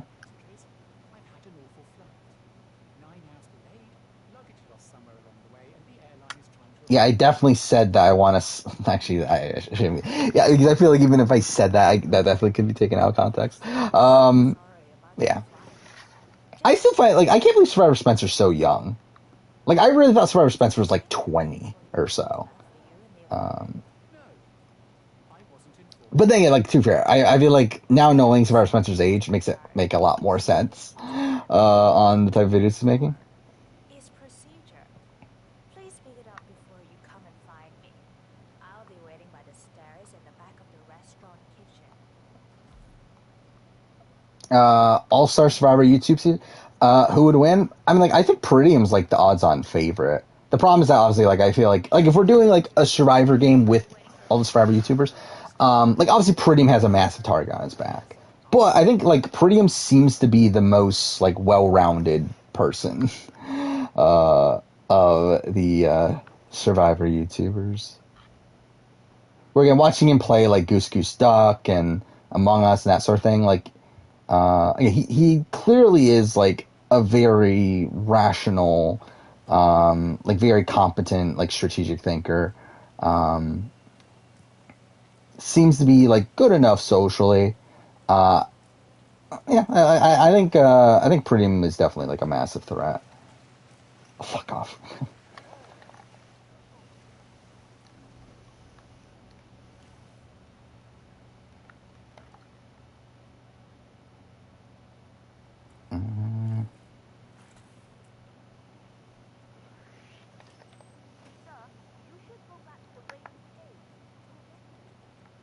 It's this one, right? Oh, fuck off.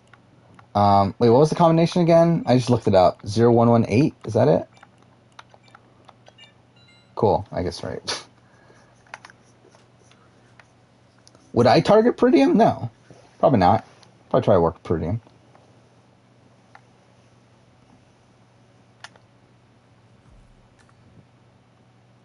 Okay.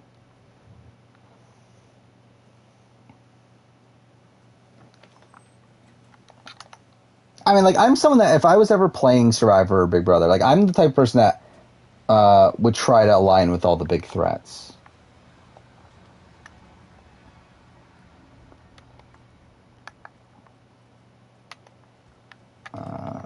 Well, yeah, I talked about this before that, like, with Big Brother, I would very much try to play, like, the Steve game, of kind of being a, someone that the big player thinks that they have in their back pocket.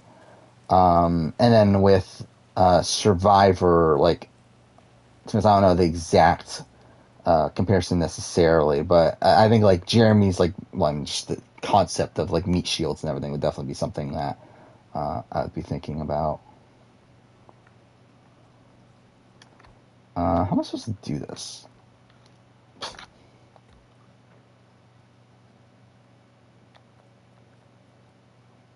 I have that many save files for this already?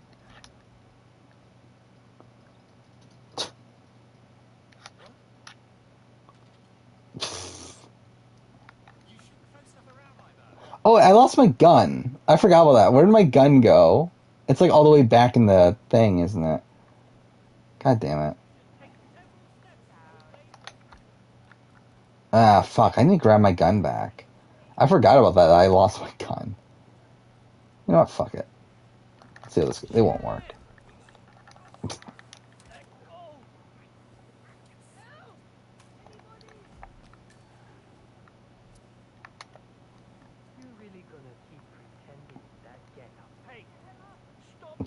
It's so stupid. Who I think I could take on in a fight? Well, I mean, to be fair, I don't know what most of the Survivor YouTubers look like. We're really... I think, like, Prettium's the only one that I actually know what, like, he looks like. But also, it's like, I would probably lose to everybody. What was Vanessa's losing move? Taking Steve to 3. Or really, like, believing that Steve was, like, fully loyal to her.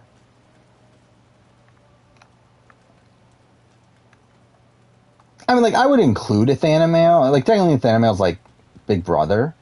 But, like, I think he's, like, in the same ballpark, though.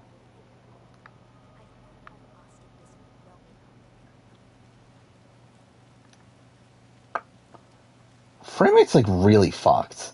Like, frames are just dropping for, like, no reason.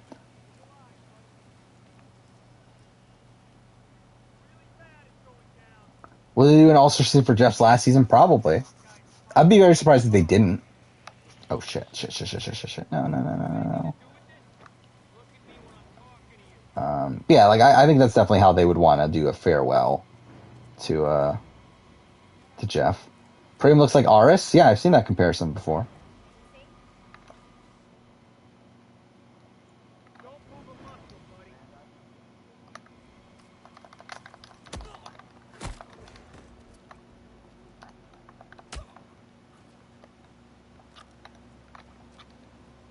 Okay. I think we should be good at this point. I'll make another save just in case. I literally said I'm not going to actually rank them on stream.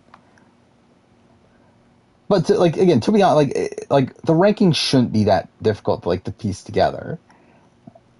But I'm not actually going to rank them.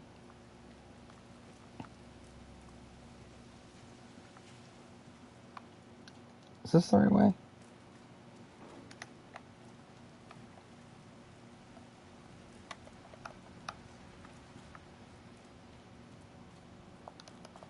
Okay, I guess not. Fuck me.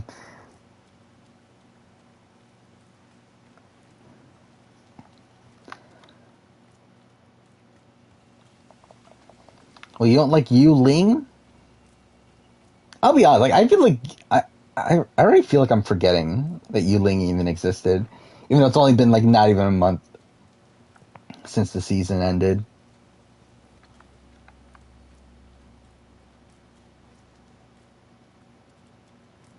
Where I rank myself? Towards the bottom. Maybe, like, above Survivor Spencer. I guess that kind of spoils that. But yeah, I would say probably, like, towards the bottom, though. Again, like, if we're talking about, like, as a YouTuber or as, like, in a YouTube, like, Survivor game. Because, like, towards the bottom of both. But, like, as an actual YouTuber, I've always said that I don't think my YouTube videos are good. I mean, they're barely even videos. But yeah. Where's the fucking... Wait, where is she? Looking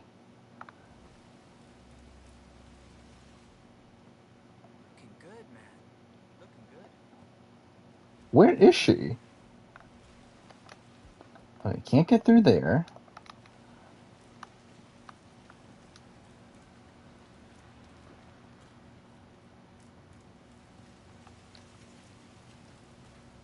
What Survivor player looks like you? I mean, like, we talked about that. Like, I think, like, Owen from 43, if I remember right. I think that was, like, a decent shout. I'm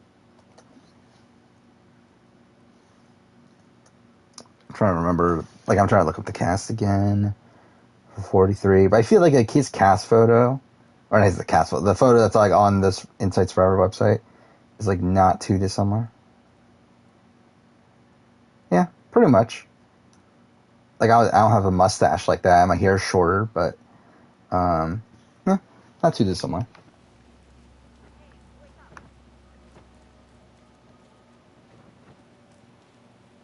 Oh, she's in there. Okay. So how do I get in there? There's not a door there.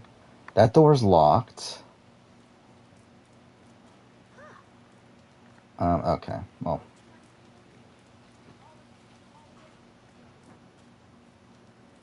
Opinion of Shane Gus? I love Shane Gus. I think she, I really like what she does for the Survivor community and everything. Like, I think in terms of, like, her actual opinions on Survivor, obviously, like, I'm pretty closely aligned with her thoughts, though I think she, I think she tries too hard to put, like, gravitas to everything. I feel like that's, like, maybe the one, like, complaint. I feel like she makes everything seem way more important than what it actually is. Oh, I didn't realize I could do this. How am I supposed to focus when the kitchen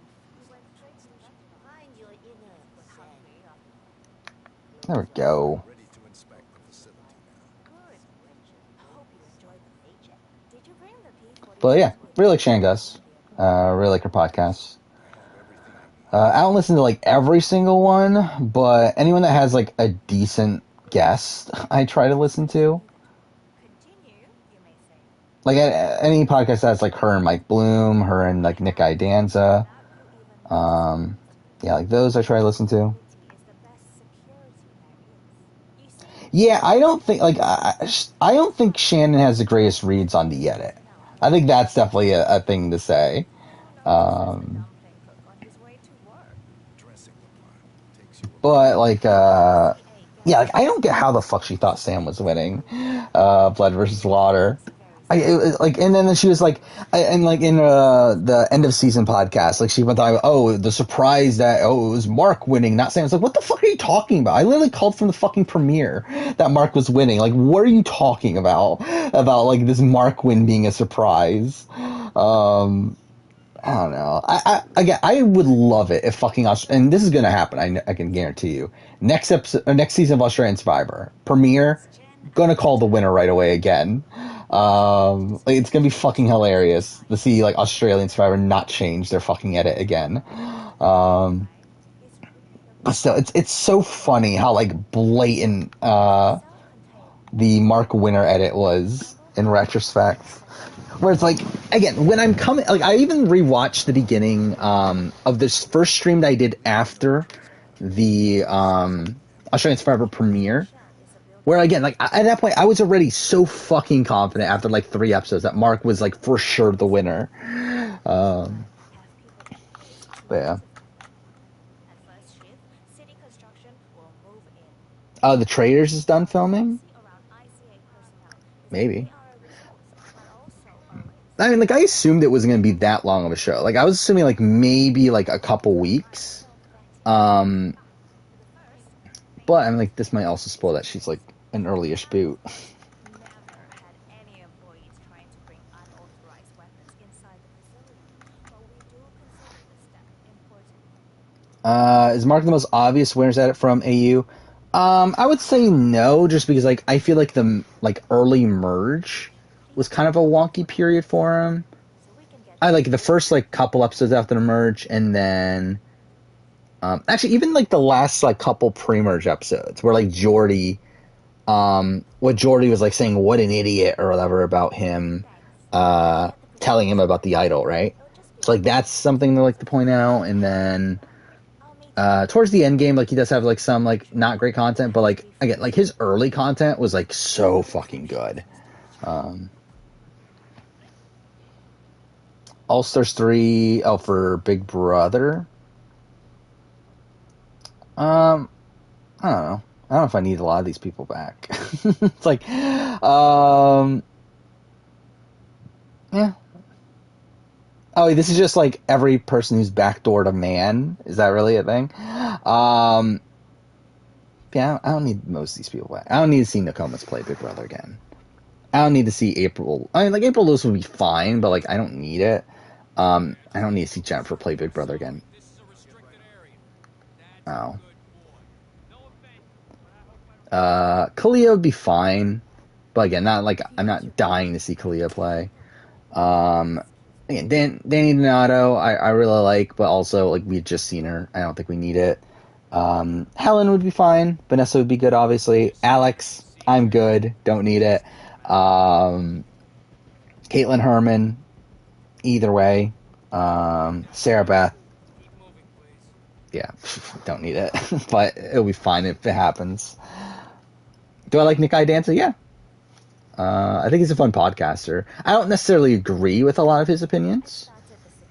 Where like I think he's the person that like, and like I think even openly like doesn't really like put much like critical thought into things. Like I think he's like a very reactionary person, where like he goes based off like the first like his first reaction to things, and like that like plays a heavy emphasis on like his opinions on things. But still, I think he's a good podcaster. As I said, personnel is the greatest asset, but also the greatest risk of the ICA. The work we do here Oh yeah, didn't he give Rob like Vegemite and everything? there is no room for mistakes. We perform a daily multi-layered Yeah, too bad. That might be like the best chance of getting Boston Rob to play Survivor again, is like to do it as like a farewell season to Jeff Probst.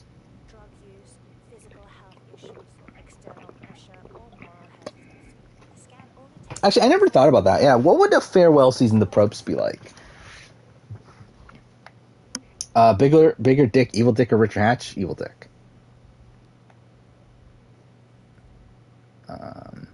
I mean, obviously Hatch is up there too, but I still think the answer is Evil Dick. You can hack that panel with your camera for a second. So why don't you have a Oh, not what I meant to do. access granted? Shit. We need to intercept that 47. Or the facility AI will blow your cover. Get me into one of those computers and do it fast. You've got 6 Yeah, I'm definitely not there already.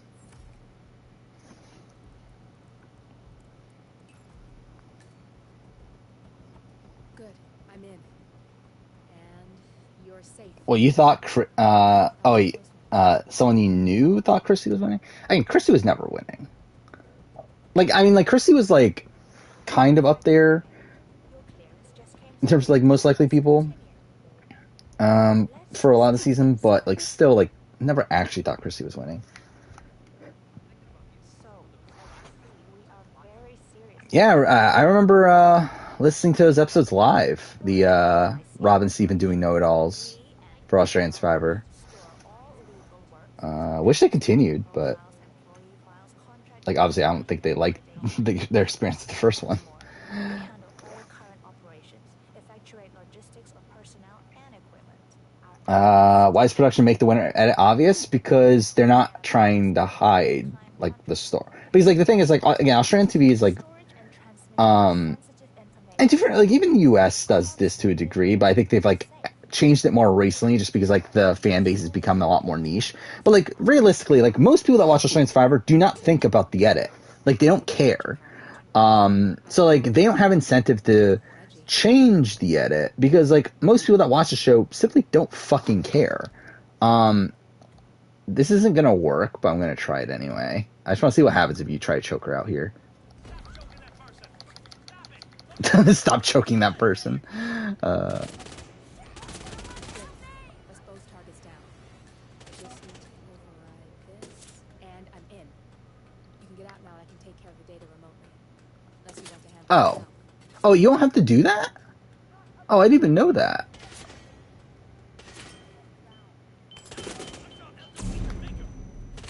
Oh, fuck, this is, like, blocked out. Can I actually get out this way?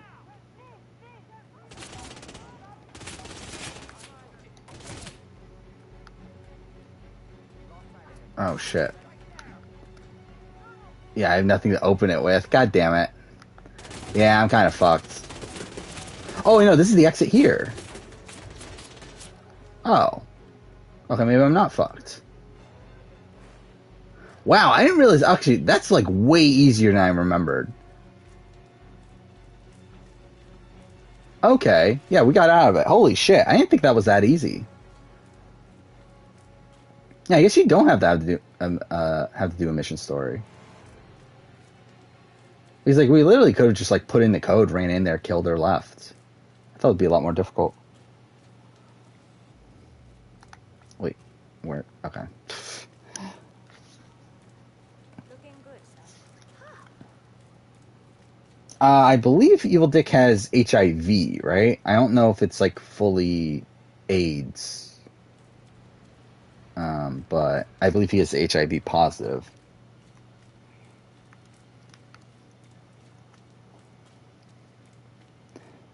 Kevin gave away a year of Netflix.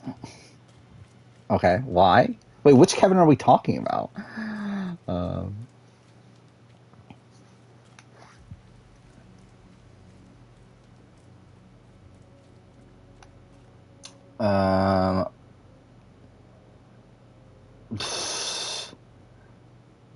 Someone's just posting these like random images of people saying that they're on BB24.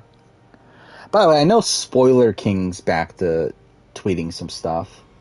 It was this guy that like was accurately spoiling things during Celebrity Big Brother, and he's talking about like that Jesse Tannenbaum's getting his way over Alison Grodner and the casting and everything. Like, who knows if it's true? Even though like obviously like the things he said about Celebrity Big Brother were accurate, and I think he clearly has like a source in production. That doesn't mean that everything he's saying is true, because I think he is like very clearly an attention whore. Like with the way that he's handling everything, that I would not be surprised like half the shit he's saying he's just making up while also sprinkling in truth. I'm to be honest, that's real Vegas for sure. Like I think it's pretty much the same way they're approaching this. There we go. That was actually really solid. I didn't think that would be that easy.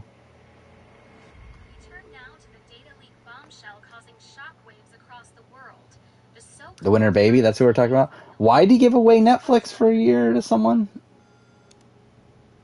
You win. So, what happens now? The ball's in your court, Whisper. You thought there was a chance Baden was beating Pia? Oh, that's something.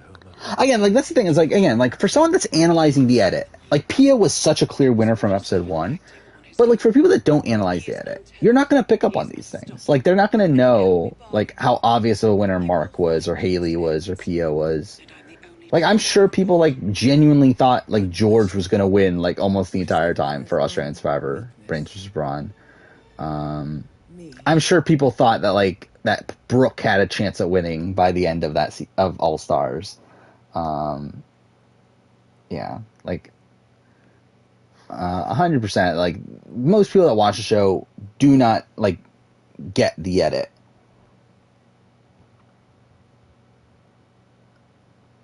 What, like ranking these comps? So what, we got Otev. What is the second one? Is that Hide and Go Veto? Is that what that's supposed to be? We got The Wall. We got... What do you even call that? Slip and Slide? Like, what is that comp even called? We'll do this one just for sake of that.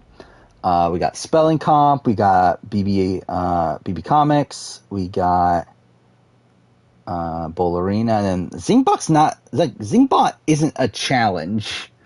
Like, Zingbot's not an individual challenge. It's literally just a recurring, like, thing that leads to a challenge, but whatever. I would say Otev is probably number 1. Then Spelling. Oh, Hide and Go. Hide and Go might be... I would say Otev, then Hide and Go, then Spelling, then The Wall, then Slip and Slide, then BB Comics, then Bollerina last, because fuck Bollerina.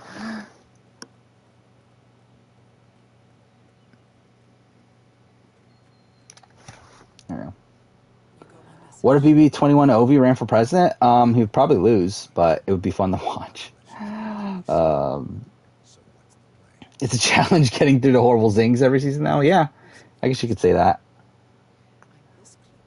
Otev the character versus Zingbot, and Zingbot. I'll be able to He said at least Zingbot has a character trait.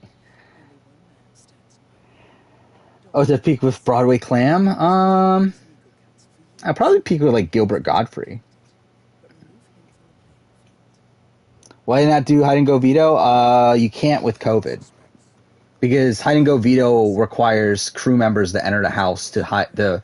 Because like when you hide the veto, production has to come in and take that veto out so that you don't find the veto while you're hiding your own veto.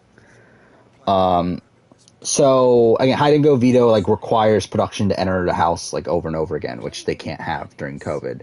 I'll help you if I can. So that's why As I'll ever be. they might. I mean, like they might like. Again, the more and more seasons go on, obviously, post-COVID, then the more likely that they're going to do it. I got you an But invitation. I think that's a big reason why it wasn't on 22 or 23. Come find me when it's done. Good luck, 47. So she's there, he's there. Let's kill the old guy first, because last time what I did is I killed the old woman. I killed the woman and then like causes sabotage in the winery that caused him to go down there. I'd rather just like kill him while he's here this time. Bullarine's elite, like yeah, for like that's probably the best moment that's come from Bullarina. Outside of that, I don't think Bullarina is that interesting. And also Bullarina is also a competition that like heavily favors the majority. Oh shit.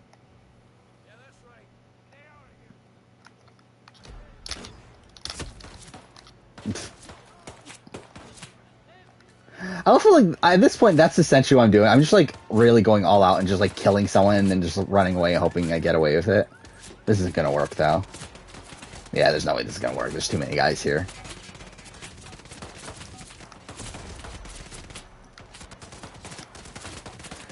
Yep, I'm fucked. Alright, whatever. Miss One Zingbot would go for the throat, yeah. I mean, the thing about Zingbot is I think, like, Zingbot and BB Comics, I think both have... Oh, fuck. We don't have a... Okay, I have to restart everything. Both have the issue of, like, I think production's just gotten lazy with them. Where I think, like, a lot of it's, like, pre-made, right? Like, I think a lot of it's, like, made during, like, week 1, week 2, week 3, like, some, like, very early on. And because that's not really, like, personalized to the players as much.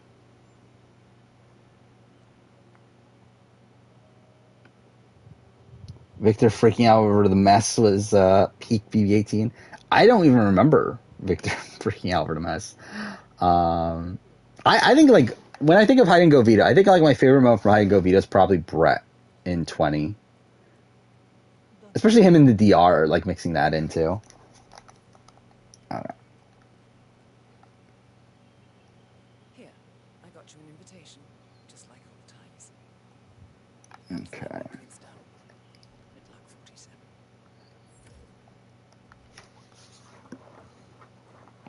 Tiger King Zingbot makes you cringe. I forgot that even happens. But yeah. Yeah, I mean, like, the Zingbot jokes are, like, really bad at this point. What when state? Yeah, I love that entire segment with Brett, where he's just like yelling defense and everything, and then just like throws everything into that one room.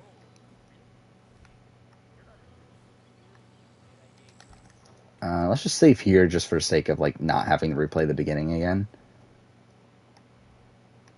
Hello there,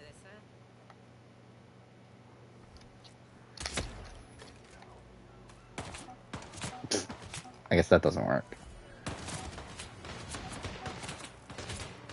Yep, that's not gonna work. Whatever. Well, I think of family vlog channels. I don't watch any of them, so I don't know. I think they're probably weird. Well, I trust the guy named Herp Roger? No. They don't trust most people. Never forget how trash Zing the Danny in BB-22 was. Wasn't it just that she was old? That's what it was, right? When she's like 33 or something, right? How old is she? Or how old was she, I should say? She's 35 now. So yeah, she was like 33. Whatever, we'll just do this one first again. Oh wait, she's right there?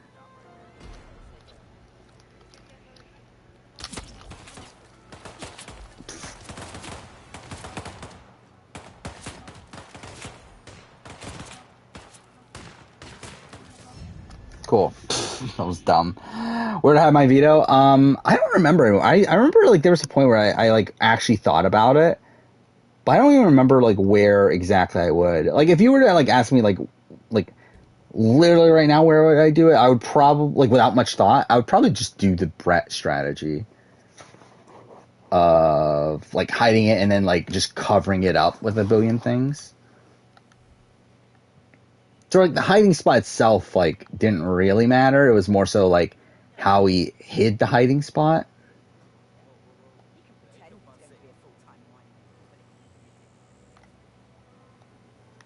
Game.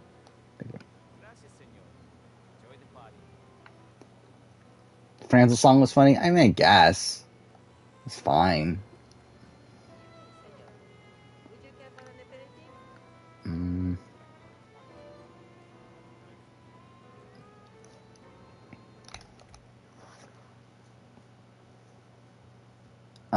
Defense does win state championships after all. I mean, supposedly. That's what Brett says. Oh, not what I meant to do.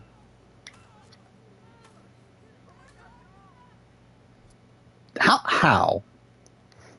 Okay, I was gonna say, like, how the fuck did I get away with that without getting detected at all? I mean, even now, I'm not really detected. What was Josh's? I'm sure it was about crying, right? But I don't even remember what exactly it was.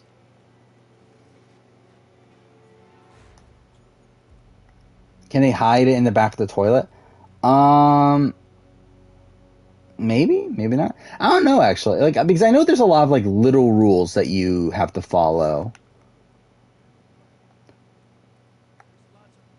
But yeah, when it comes to like the toilet, I don't remember. Are you allowed to hide it in the bathrooms like stall?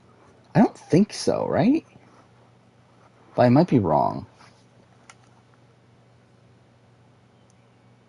Oh, okay. It was about his weight. Yeah, that's definitely that wouldn't fly. Let's do this actually.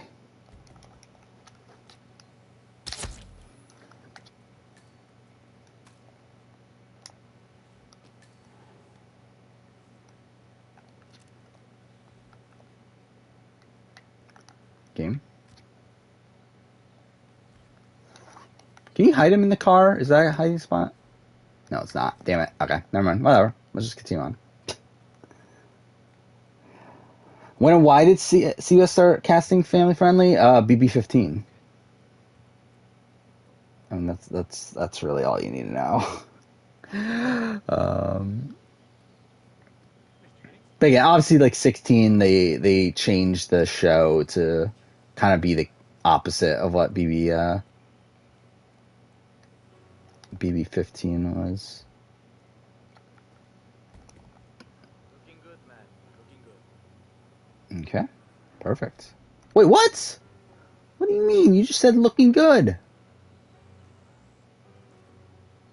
What a dick.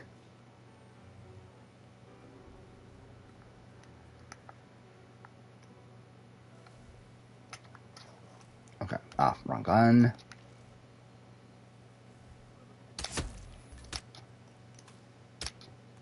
Fuck.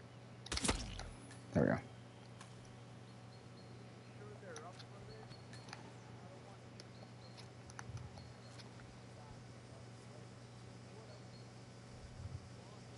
Okay. I think we got away with that. Alright.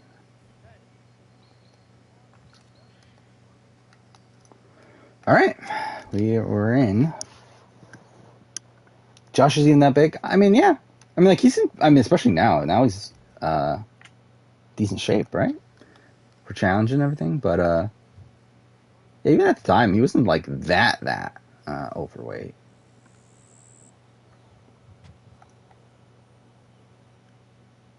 Cody's English is an extra Christine one. Yeah. Because I was talking about Christine's husband, right? What? What do you mean? Should I just go Rambo? You know, fuck. Oh, fuck. Oh, no. That was a mistake. Whatever. Alright, we're going Rambo. Why not? Oh, fuck. I didn't realize neither of them were soldiers.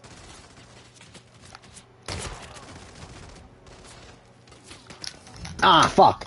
I thought I had it there. Damn it. No, you can't hide your veto in the diary room. I know that for sure is not allowed. Yeah, that was not ideal. I mean, like, I was going to do that anyway, but I was going to make a save file before I did that. You know, I'm going to try it again anyway. Fuck it.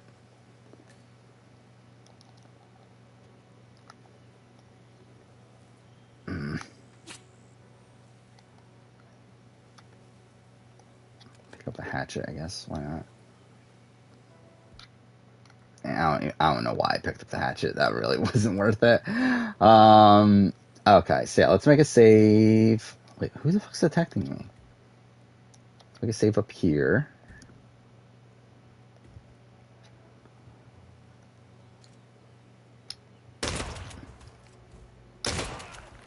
Okay.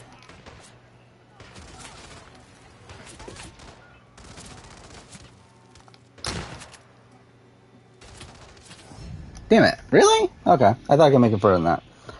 Why'd Christine hate being on Big Brother? I mean, what do you think? I mean, what do you expect that made her have a really bad experience? See that. I think you can do behind fridges and stuff. Like, I'm pretty sure you can. Yeah, if I remember right, I think the actual toilet area, though, you can't. Because I think that's, like, considered not part of the house or whatever. That's considered, like, an extra thing. Oh, fuck. Damn it. Okay, I guess you can't do it. Really thought I could. I wanted to go full Rambo here.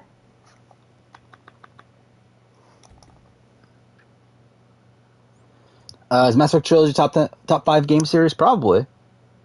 If not very, very close for me.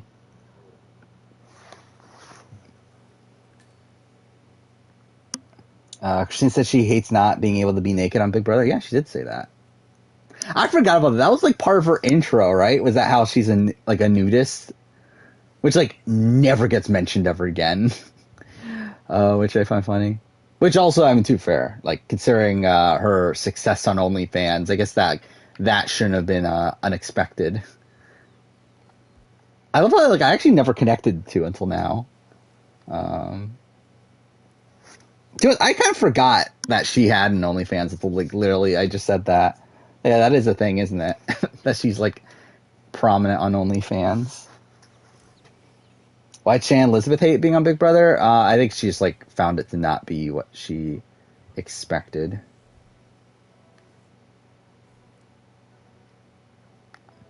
Fuck, how should I do this then? Okay, let's try something here. Does this work? No, okay, never mind. I was gonna say like I've done away with that before, but yeah, I don't think that works here. Torch. Okay. Whatever. Will I ever do OnlyFans? No, I can assure you that. I mean, if I could like if I was attractive enough to where I can make a living off of just posting nude pictures of myself online, I'd probably do it. I don't have an issue with that, but it's just like it's not going to be successful. Again, like that's what I'm saying. Like if I'm a like attractive woman in my like 20s and stuff, I'm like I for sure would have also started an OnlyFans and like made like thousands of dollars off of just posting nude pictures of myself. I feel like that's definitely a thing I would do. But obviously I'm not like in that archetype.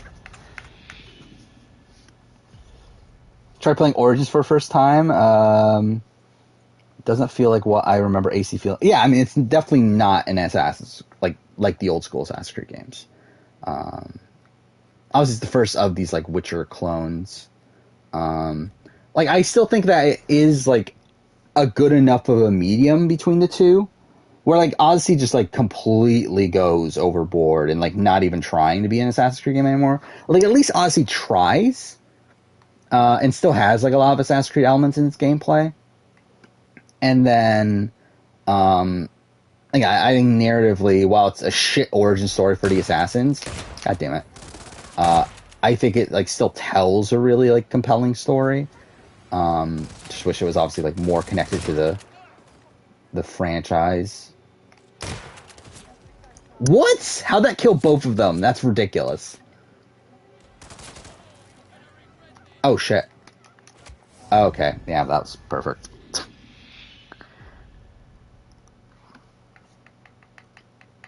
Vani Foti? Who's Vani Foti? Oh, Vinny. Vinny. Okay. He has an OnlyFans? Well, that's something. Good for him, I guess. Oh, he calls himself a webcam model. Oh, he does have an OnlyFans? I do not want to click on his OnlyFans.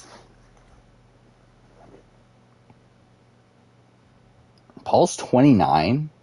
He's only... Wait, they, technically. Only 29? That's actually kind of sad. I thought Paul was older. Like, I thought Paul was, like, way older than I am. He's only, like, a couple of years.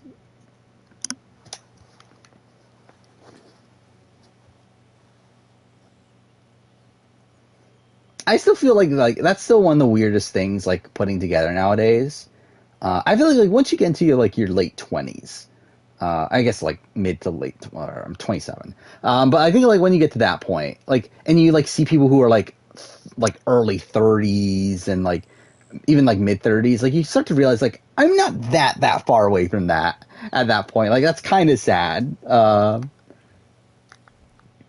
where like it feels weird like seeing all these reality TV people that like when you like think of like Angie Rockstar on like BB20, like she was like 33 or something, right? It's like I'm not that far away from that technically. Where like I'm just as far away from like Angie Rockstar to where I was like from like Annalise or something. Like that just feels weird to me. I don't know why I'm trying this again. Fuck off. Okay, wow. That was just pathetic. Whatever, I'll just kill myself.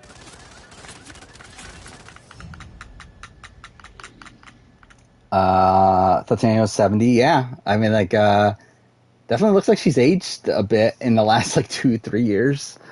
I think it's just that she stopped dyeing her hair, right? I think that's really the main thing. But, yeah. Yeah, I did see that. Netflix did greenlight Squid Game 2, which not unexpected, considering we already heard reports of them doing it anyway. So yeah, officially greenlit. I didn't talk about that. I've gotten really into One Piece again over the last few days. So I did start to like kind of get caught up on like what's going on. I haven't actually read the chapters for myself yet, but. I just kind of wanted to see like what's happening in the story and everything, and also with the announcement that the final saga is about to start. Started to get caught up on that. I then I didn't end up rewatching a whole bunch of Totally Not Mark's One Piece reviews. And yeah, kind of back into One Piece for the time being.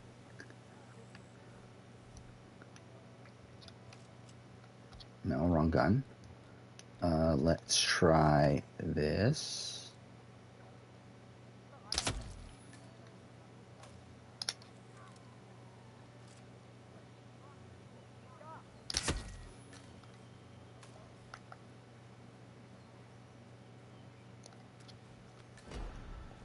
Damn it.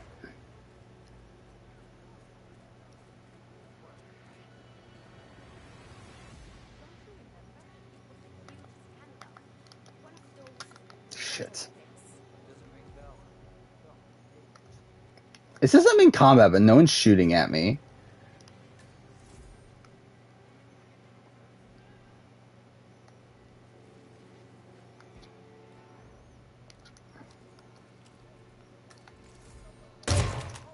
There we go.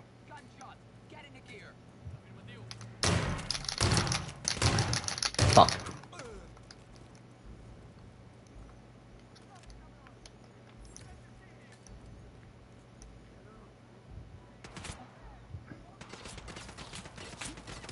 Ah, fuck. Damn it. I could have had it there. Like, I wasn't prepared for them to start shooting at these guys to start shooting at me. If I was, I could have killed them and I would have been fine. But I'm gonna die here.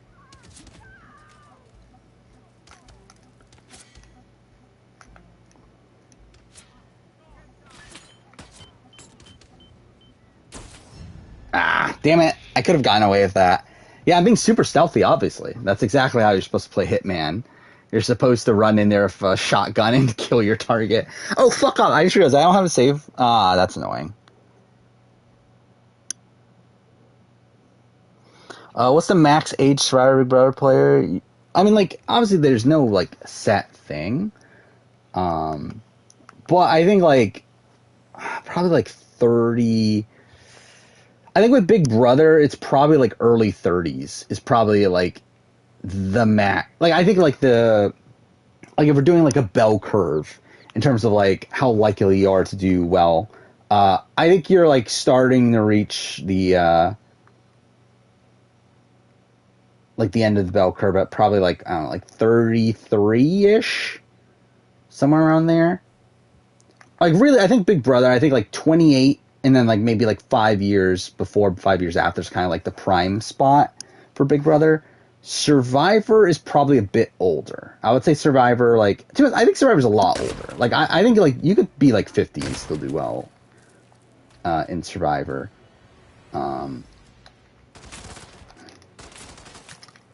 I'm an idiot. Like, let's just redo this. I forgot that last time what I did is I stealth killed them, didn't I?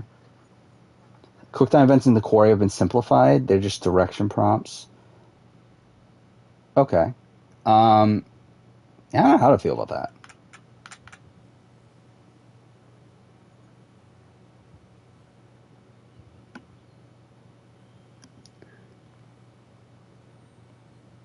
that. BB Can 2. Yeah, BB Can 2's much better than BB Can 1 in my eyes. I think BB Can 2, like, it's pretty much just a better version of 1 in every way.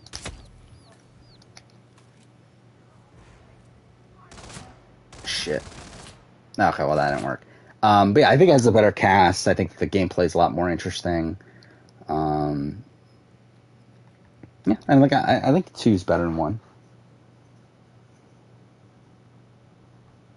Yeah, like I mean, like, to be fair, like with Mike in particular, I think Mike is someone that, like, even though he is much older, or I mean, no, that's not what I'm trying to say. Even though he is even though he did almost win and everything, he still did supposedly struggle with like bonding with a lot of the younger people.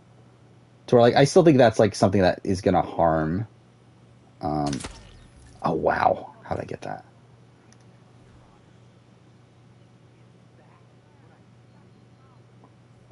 That's obviously something that's just going to inherently harm older players.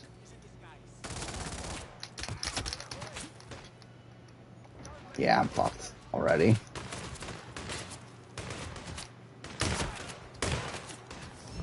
Whatever.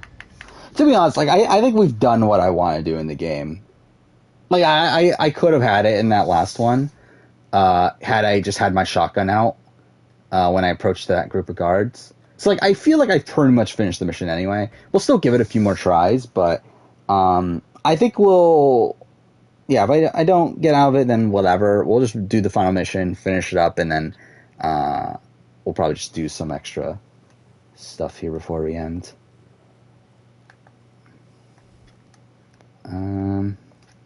But I don't feel like that much pressure to actually finish this actual mission here. I can't see the cursor. Whatever. Damn it. I thought I could get away with that.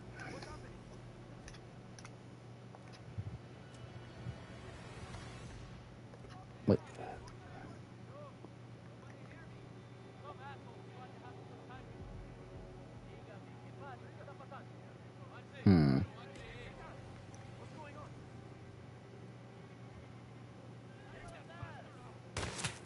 Ah, fuck. I thought I had it. Damn it. Whatever. Is it still the same file? It is. Damn it.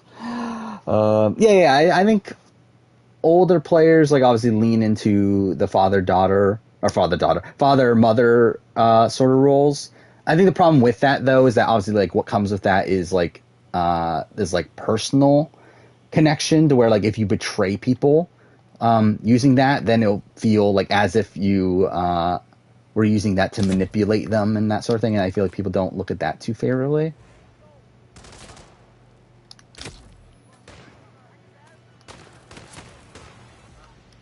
Yeah, they already saw me. God damn it.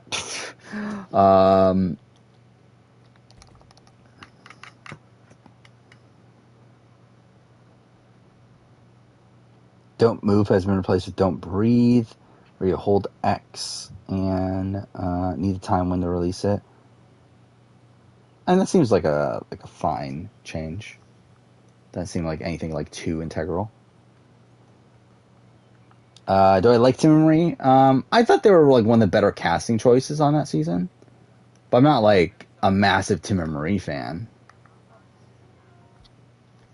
I just think like Amazing Race 23 was like kind of shit in terms of casting, and they're like one of the better ones.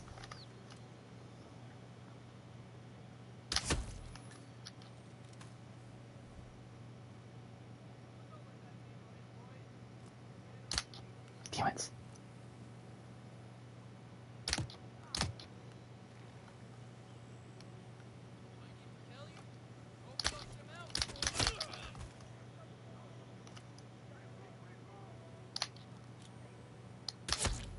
Wow. Ah, damn it. Okay, whatever. This is just kind of dumb at this point. Do I think the flagship challenge will get overtaken by All-Stars? No. In terms of playing yeah, I mean, like, I think, like, in terms of the players wanting to do All-Stars over the main show, yes. Because All-Stars is shorter, and also, supposedly, they get paid more, right? So, in terms of that, yes.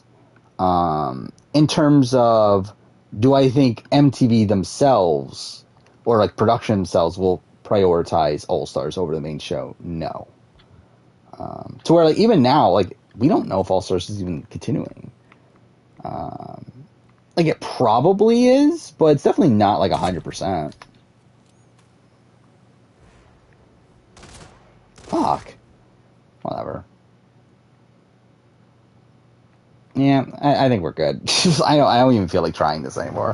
Whatever. Let's just do the final mission, and I think we'll just, like, play random levels until the end of the stream. Easy. I feel like I got what I wanted out of this replay. Like, I had a bit of an itch to, like, try out different scenarios in here. I feel like we did most of what I wanted to do. This is kind of a shit final mission, though. But whatever. Thoughts on Saskatchewan? I don't even remember which leg was Saskatchewan. Do I think All-Stars 4 is happening? Probably, but not right away. Like, obviously, like, I think the rest of the year is Challenge 38 and these War of the Worlds spin-offs. I think that's their focus right now. I think if we get All-Stars 4, like, at best it'll film at the very, very end of the year, and we'll get it next year. But I think it's a little ways off. Like, I don't think we're getting it right away. Oh, the U-turn. I mean, that's like one of the best episodes in the history of the show. Like, to me. Like, even beyond, like, Amazing Race Canada. I think just in terms of Amazing Race, like, I think that's just such an incredible episode. The double U-turn episode where Helen Joanne, that's what her name, right? Where, do I have to kill him? Yeah, the episode where they go home, but then you have like Holly and Brett also being U-turn, and it's like pretty much a fight between the two. Like, that's a really, really strong episode.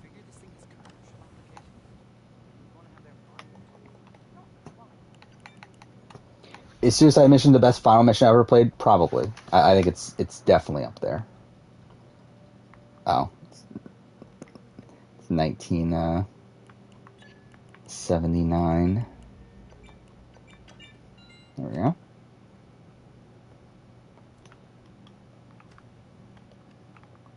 No?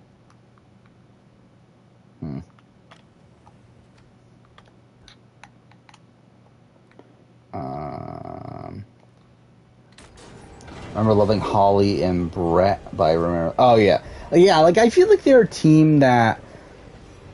I don't know, like, they seem memorable at the time, but yeah, like, I feel like they probably do, like, fade from your mind a bit. I mean, like, I feel like they are, like, this kind of, like, overly generic, like, super strategic team that you would expect to see one of on a season. But, like, I don't know how much their appeal, like, lasts beyond their season. So, like, I think if you're, like, comparing them to teams from, like, other seasons, they're probably, like, not as interesting as, like, other potential teams that have the same archetype. But, like, because of their archetype, they, like, kind of stand out, like, over the course of that one season.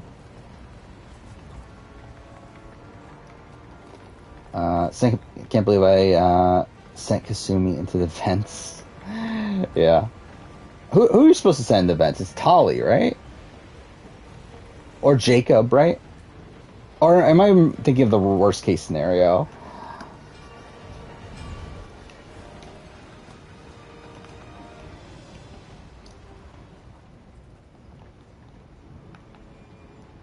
Oh, we haven't talked about that. Yeah, Persona 4 and Persona 3 and Persona 4 are coming to Xbox, which is interesting.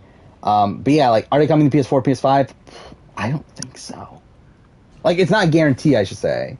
Like, I think if they do, then it'll be a situation where, like, I think it's obviously going to be free on Game Pass, but I think that would mean that, like, it's going to be obviously paid on PlayStation, which is fine. Like, I'm 100% okay with paying for Persona 3 and 4 on PlayStation.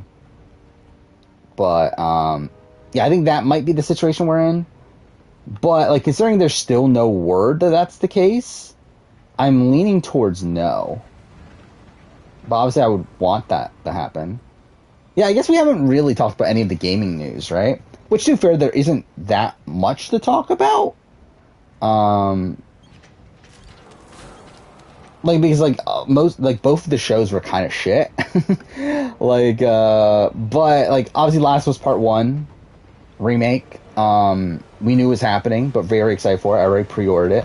Yeah, like, I mean, I get people are upset that, oh, why are we getting a Last of Us 1 remake? We didn't need this. But it's like, also, it's like, who fucking cares? Like, they were gonna make it anyway. Like, I don't care. Like, I mean, like, people, like, act as if, like, that, like, by making Last of Us Part 1 remake, this is, like, stopping Naughty Dog from doing anything else. When in reality, like, this is just such a, like, a minor project to them that, like, it doesn't affect anything. And, like, also, it's like, technically Sony didn't even want this. Like, technically, because, like, if you read the story about, like, how this came to be, like, it was supposed to be an Uncharted 1 remake. But then they realized it would... because they wanted it was Ben Studios, right? They wanted Ben Studios to work on a game, like, a smaller project after Days Gone. And initially it was going to be an Uncharted 1 remake, but then they realized it would take too much time and too much money to redo all the assets. So they were like, okay, we'll do a Last of Us 1 instead, just because it'll be cheaper, and this would just be like a transitionary game for Ben Studios. But then Ben Studios were like, fuck it, we don't like working with Naughty Dog on all this shit. So they dropped out, and then Naughty Dog's like left to finish this game that they didn't even want to make, essentially. Okay, I guess this isn't where I'm going. But like, yeah, like even they don't really want Last of Us 1 remake. But like, I'm fine with it happening again. Like I even said that in my Last of Us 2 retrospective at the beginning, that just through seeing the scenes of the Last of Us part, or Last of Us 1 at the beginning of the Last of Us 2, like it would be cool if they did remake it. So like, I'm fine with it. I'm gonna buy it anyway. I'm gonna do a review of it also. I already added that to the schedule. It'll be an extra video though. But yeah, it'll be fun. I'm sure we'll stream it at some point. I'm not gonna stream my first playthrough because I need the footage. But after that,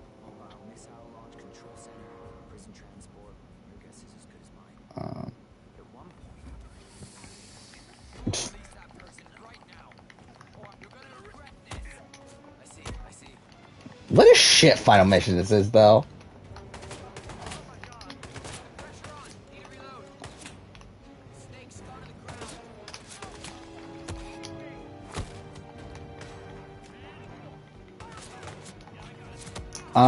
Which one was the Rick and Morty game? Was that the one with the like talking weapons?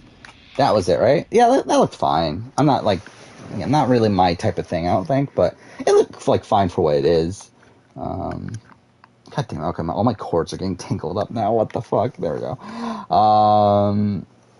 How Persona games play? I mean, that's kind of hard to explain. It's a half of it is like a turn-based RPG, like a turn-based like dungeon crawler kind of, but like it's not really a dungeon. Like it is a dungeon crawler, but like it doesn't make you think it's a dungeon crawler. But yeah, like that's like half the game. The other half is like a social simulator where you're living like the life of this of a high schooler. Yeah, I mean, like it's a tough game to explain, but yeah, Persona 5 Royal is debatably my favorite game of all time. Debatably. I think like Last of Us is up there. Last of Us is probably the only one that's up there at this point. It's probably Last of Us or Persona 5 right now. If you were to like ask me what's my favorite game of all time, but yeah, Persona 5 is like, yeah, one of the best games ever made in my eyes. So the problem is it's long. It's literally 100 hours to finish just baseline. Like not even like going for like 100% completion or anything. Just literally finishing the main story, especially on Royal, it's going to take you at least 100 hours. It's a fantastic ride. Like it's one of the best experiences I've ever had in the gaming medium, but it's still long. It's a lot. It's like, but again, it's great though. I mean, like simulator, like simulator in the sense that you're playing as this high schooler, and like you go to school, and then you can choose. Okay, why can't I open this? And then you can like choose to work like a part-time job. You can hang out with confidants. You can buy supplies for you to use during the RPG sections. Like, yeah, it's like it's not necessarily similar in the sense that like you're it's like it's not like you're forced to do anything in particular. Like you're given a lot of freedom in the way you want to approach the game. Damn it, I would have had that headshot. I guess I still had that headshot.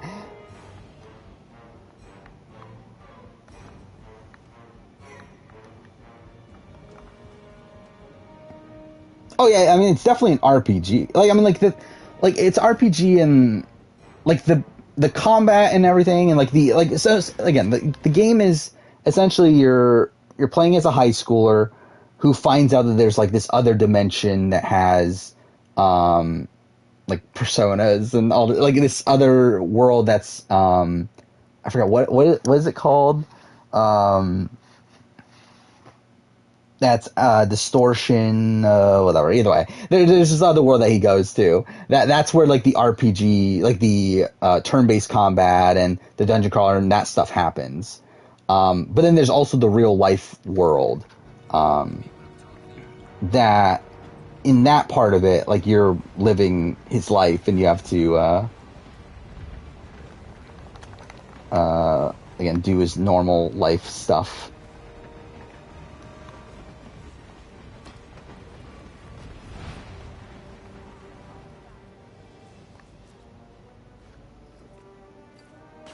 Yeah, you balance. Yeah, I mean, like, I think, like, the time management and everything in Persona 5 is also really interesting. Where I feel like, to me, that was, like, one of the most fun, like, aspects of, my first time around, in particular, was, like, trying to figure out, like, what exactly I wanted to do at the time. Because, like, by the time I played the Royal version, I, like, really maximized... Like, I kind of, like, knew what I was doing by that point. To where, like... I pretty much, and because, like, Royal is also longer, like, I was pretty much able to do, like, everything I wanted to do over the course of that one playthrough.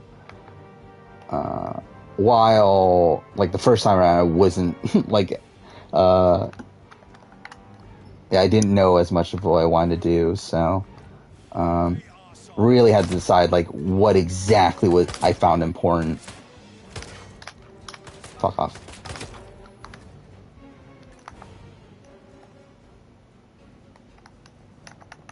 There's twist in Season 7 called the Double One-Way, where one team can force another team to stick to one side of the detour. That seems kind of pointless. I don't know. It's like, that seems like a very, like, minute, like, disadvantage or whatever. To where, like, in most scenarios, people don't switch detours anyway.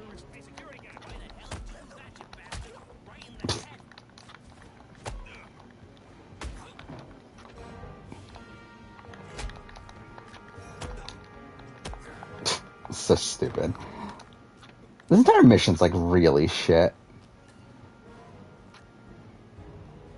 Yeah, I mean, like, it's a lot. Like, Persona 5, like, it's a tough game to describe, just because, like, there's so much to it. Like, it's not just, like, yeah, it's tough to describe in, like,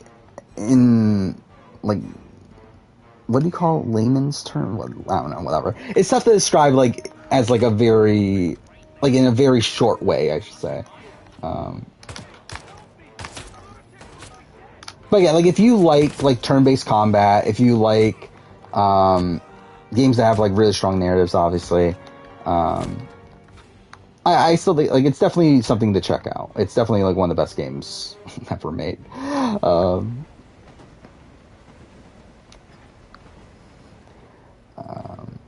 And, like, I would say, like, is there a game like Persona before Persona?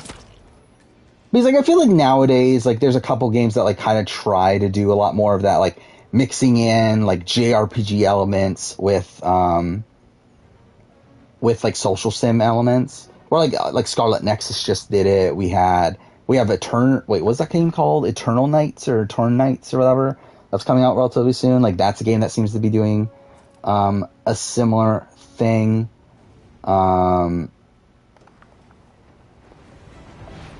So, yeah. Like, I don't know if there was a game, though, before that did it. Because, like, Catherine is also another one, but then it's not really an RPG. And also, like, it's developed by the same team. And to be fair, actually, technically, that was after Persona 4, right? So, like, even then, that doesn't even work. But it's a very unique game. Like, there's a lot to it.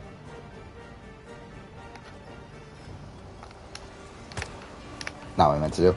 Okay, well, that was just me being an idiot.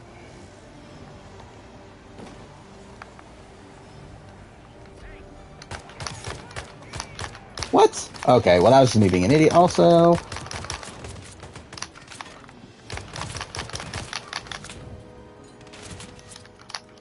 This is probably the most ridiculous section in a Hitman game.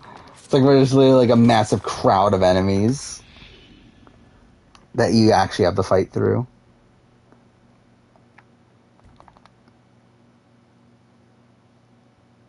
Wait, what? Why did I just get a trophy? Like, what is the trophy for? Oh, fuck off. Whatever.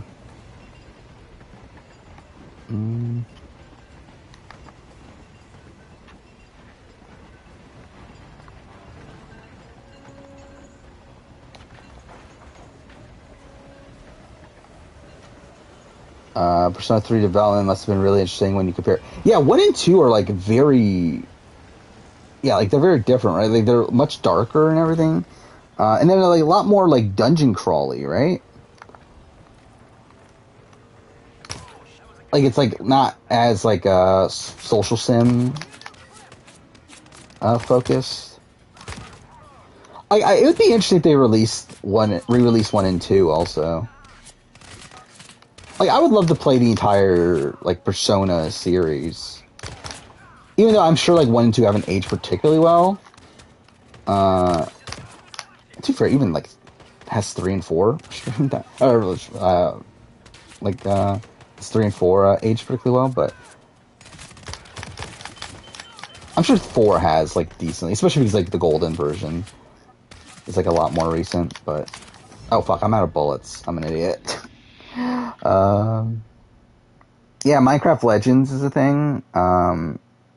Why? Again, like I did not care about like most of the things Microsoft had to show today. Like I really like did not care. I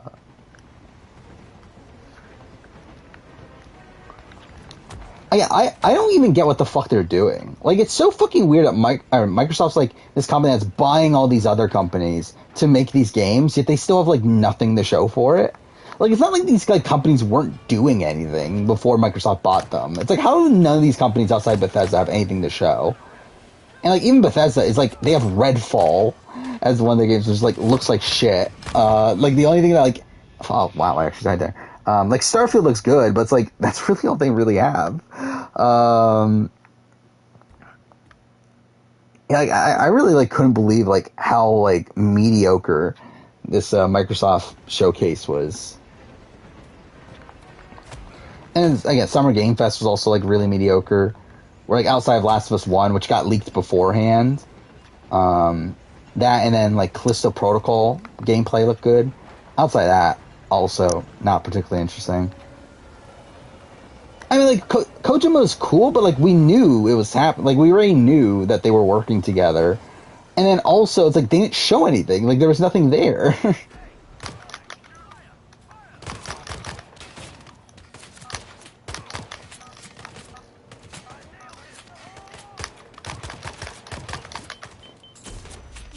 So it's really like them showing us things that we already knew, or not even showing, like telling us things, I should say, that we already knew. Team Ninja game though, yeah, it was like interesting, but I'm not a big like Team Ninja person. But that was an interesting reveal though, because it is timed exclusive, right? It's console exclusive or something like that.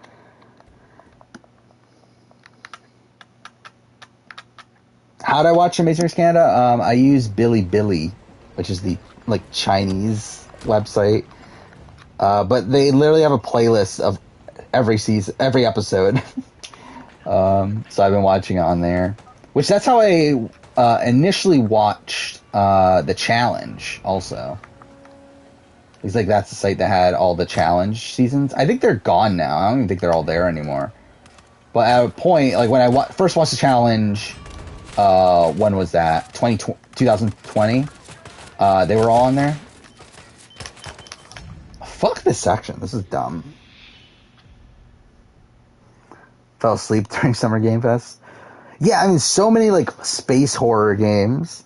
Like, obviously a lot of indie games, as you would expect, but, like, where the fuck are all the games? Like, it's so weird that, like, again, like, we're, like, what, 2 years?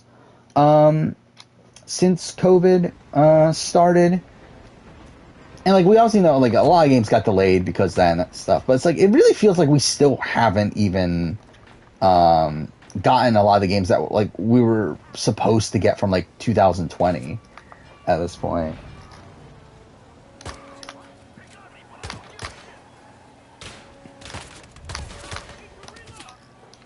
I'm actually kind of surprised that Assassin's Creed Rift still hasn't been formally announced. Not that I really care anymore, but you would think it would have been announced by now. Considering it was supposed to come out end of the year, it looks like that's probably not happening. But, you would think it would happen. Pragmatic, so I mean, like, there's still a chance of it being at Capcom, though, right? it's Capcom, right? But he's like, Capcom has an event sometime this week, right? So, oh shit. So yeah, I mean, it could still be there. I believe it's already been confirmed though that it's only going to be games that have already been announced. So like no Dragon's Dogma 2 or anything. But yeah, like Pragmata technically was announced, so that could still technically be there. Is it tomorrow? Okay. But yeah, like RE4 is definitely going to be there. Street Fighter 6. Yeah, but again, there's a chance of Pragmata. Gaming stopped after Final Fantasy VII Remake. I mean, I guess. I mean, yeah, I love Last of Us 2, which was after, but yeah. By the way, Final Fantasy VII, there's going to be a Final Fantasy VII event on, is it Thursday? Which the Square Enix themselves are like really hyping up. So I feel like 100% we're getting a Part 2 announcement. I'll be very surprised if we don't get a Part 2 announcement. Now, I don't know how much that announcement will actually be. Like, I don't know if we'll get, like, release date and that sort of thing. But I think for sure we're getting a trailer. Which will be interesting. Watch this be a mobile game. I mean, like, I'm sure it will be part of it. March 2026? That late? I don't know. Like, that seems long, right? That's like, what, 6 years? I don't think it'll be that long. I think maybe 2024 for Part 2. Maybe 2025 at the latest, but I think 2026 seems way too long. Like, we're really doing 6 years for Part 2 of a game that, like, it's not even like they... I mean, I guess, like, to be fair, they do have to rewrite a lot of stuff. But it's not like they're starting from the ground up or anything. To be fair, writing process for video games is, like, the shortest process anyway. But, yeah, I don't think it'll take that long. KH4 might come out first. I don't think so, personally. It could, but... by the way, still getting these? But yeah, like, I don't know. Like, obviously KH4 gets formally announced first. But I feel like... I guess we'll have to see with Part 2. And, like, how... Like, what the trailer looks like. But the sense I get with KH4 is that KH4 is, like, a ways away. Like, the trailer does not give me any hope that KH4 is actually anytime soon. Like, that seemed like very early footage.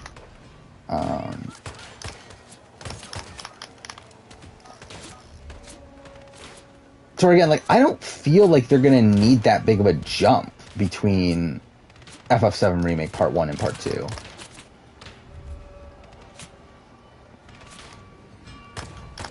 So, like, if you told me Kingdom Hearts 4 comes out 2026, that makes a lot more sense to me. But, like, Final Fantasy VII Remake Part 2, I feel like that should come out earlier.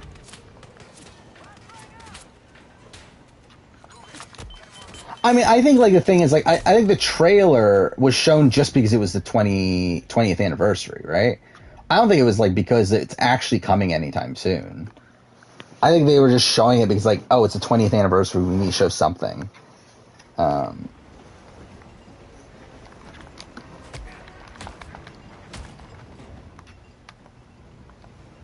don't remember this being this difficult last time.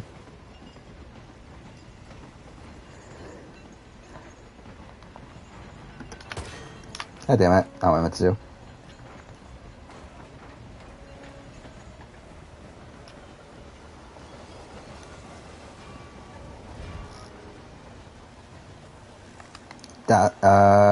Do I think David Alexander would be a better character than on Big Brother? Probably not.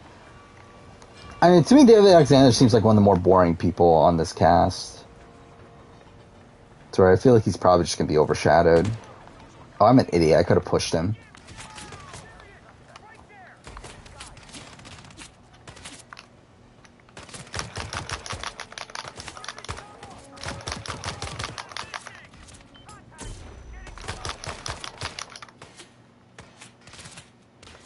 This is such a disaster.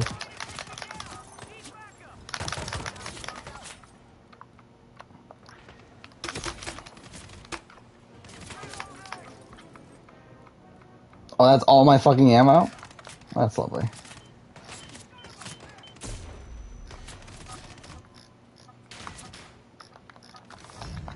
Fuck. Sim Part 2 will end with the air of death.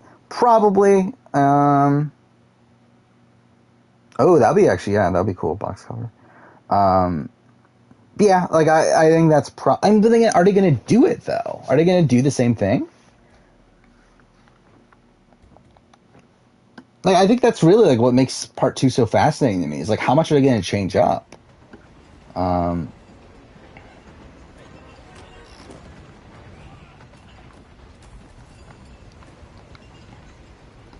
Because, like, as much as, like, Part 1, like, obviously, like, has these differences, like, for the most part, it does still play out mostly the same to the original game. But it's like, it feels like it's setting up that they're going to make bigger changes. To where, like, is Aerith even going to die in this version?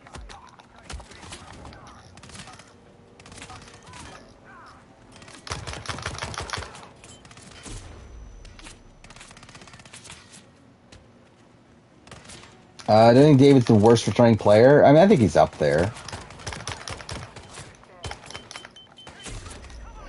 I don't know if he's the defender number 1 necessarily, but he's probably definitely up there.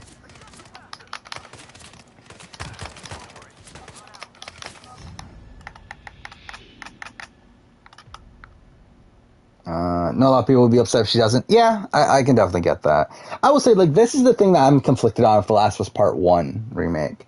Where, like, I'm kind of conflicted on what I even want from it. Because, like, obviously what we're getting, it turns out, is that we're literally just getting a remake of Part 1. Like, they're literally doing the exact same thing, just, they literally made the game exactly the same, from a narrative perspective and everything. Like, literally the exact same camera shots, exact same, story, like, nothing changed at all.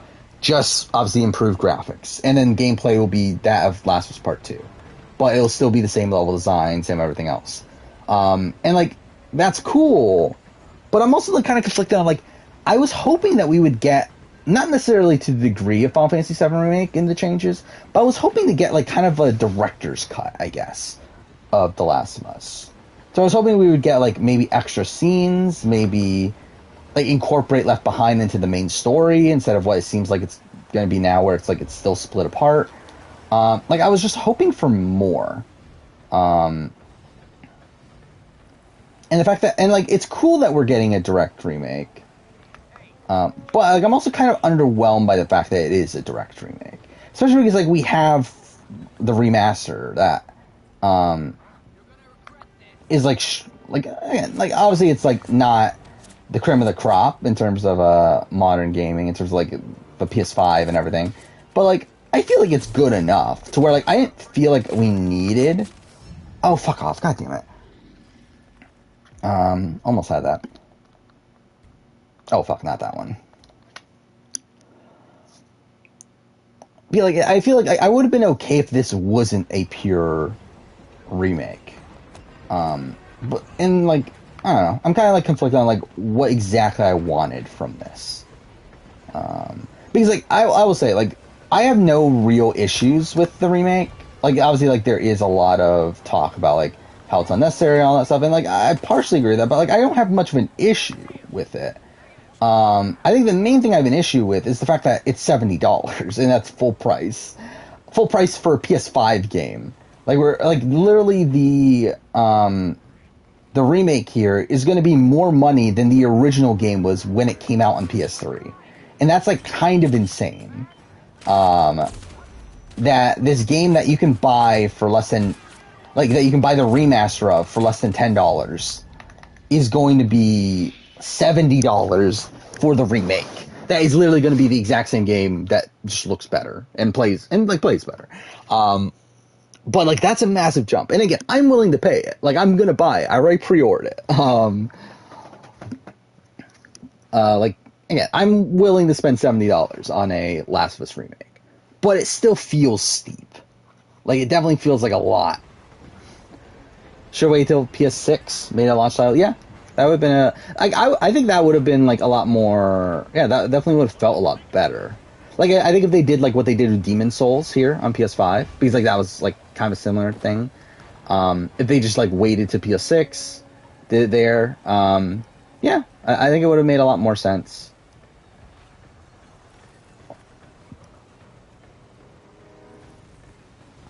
But yeah, they didn't. Probably. I think Last of Us Part One will maybe. I don't know. We'll have to see. We'll have to see how big of a remake it ends up being. Like if it ends up like I don't know if it's like literally the exact same game that just looks better. It'll be tough. Like either, I don't know. It is gonna technically be a remake. Like either way, it is technically a remake made from the ground up. For PS5. I don't know. It would be weird though. I don't know. We'll have to play it first and see how it goes. But as of right now, I would say it's probably going to be on. But yeah, it's like, is it going to just be like Near Replicant? Because like I didn't put Near Replicant on the official list. Mind you, I did very much consider it. I almost did. And to be honest, like if it was like at a point where like I barely had any games to talk about, it probably would have just made the list just for the sake of like making the list longer.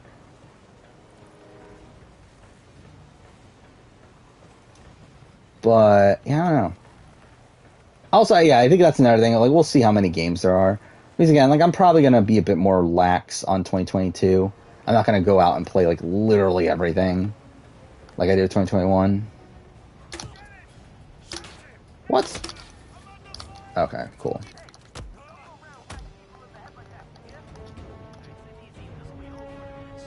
Oh wait, fuck. What? Okay, well, that worked. Whatever.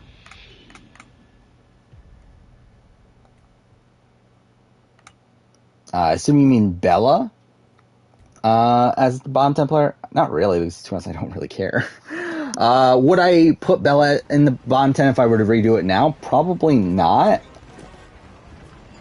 But she's still on the border. Like, I really, like, at the end of the day, like I don't care. Like, usually for, like, the bottom placements on the list, like, I really don't care. It's usually just, like, finding someone that's interesting to talk about. More so than, like, actually properly rating them. Because, like, at that point, it's like, who fucking cares? Like, it really doesn't matter. It's a person at the bottom of the list. But, like, if I'm, like, properly assessing everything, like, yeah, bottom 10 player, probably not. But I mean, she's definitely down there. Whatever. That'll work.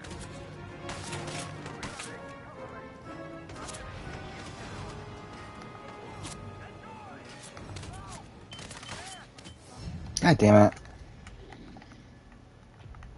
Who else did I consider? I mean, rewatch the video. I don't remember anymore. Just watch whoever I talk about in the honorable mention for worst player of all time video. I don't fucking remember the videos after I make them.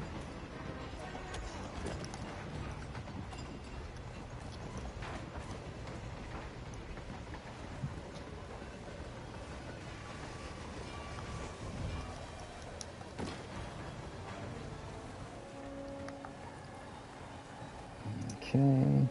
God damn it.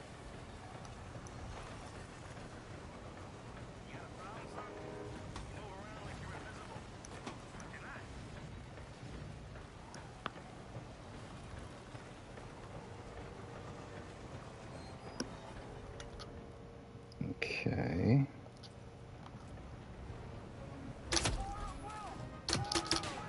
God damn it. That don't work.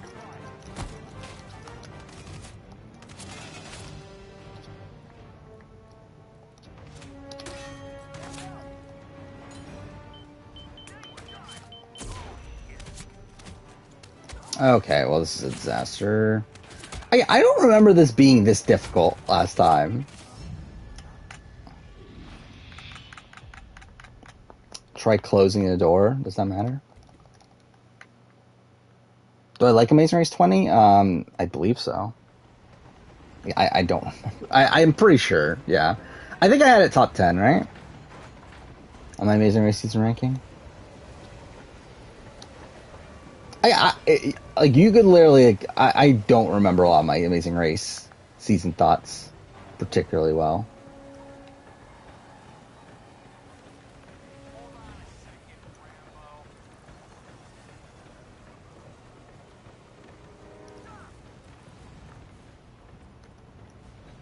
Yeah, does that matter? Nope, it didn't matter.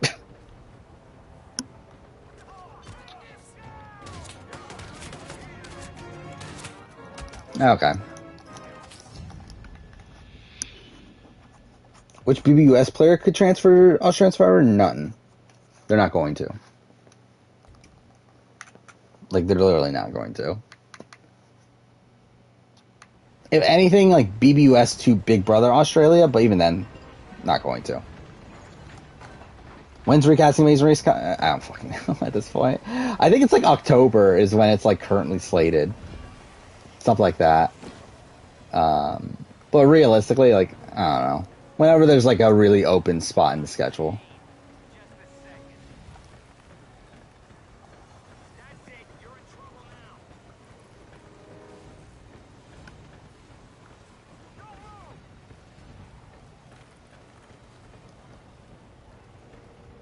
Okay.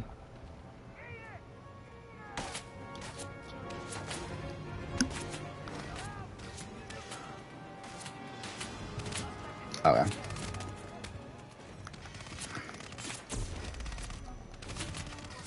Damn it. I was so much closer that time. Damn it.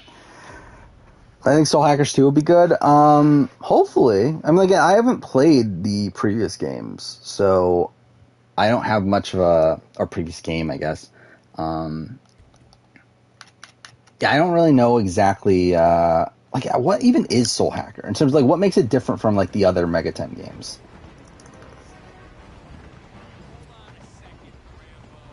Oh, is it a Devil Summoner game? I didn't even know that.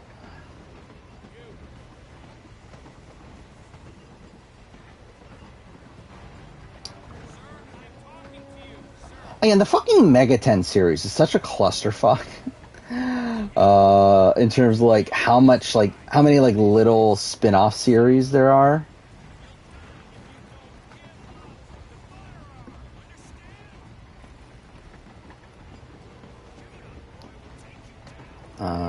Like, what is it, though? Like, what makes it different?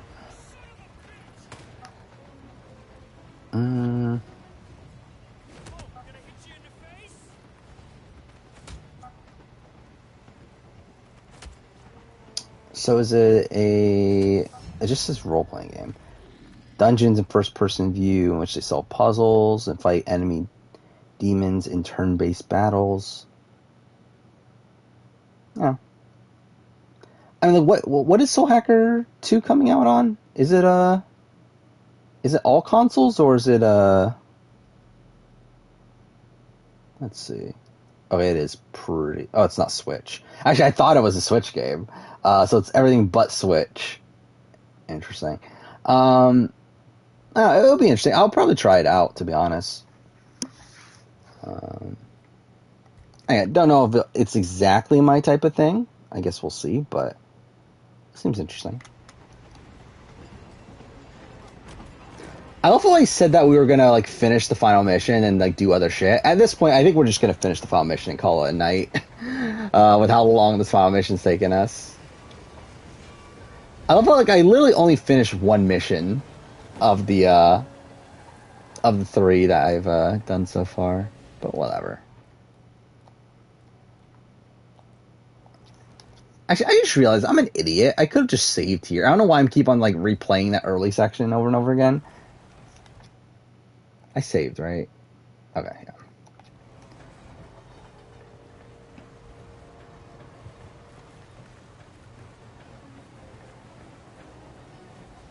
Shit.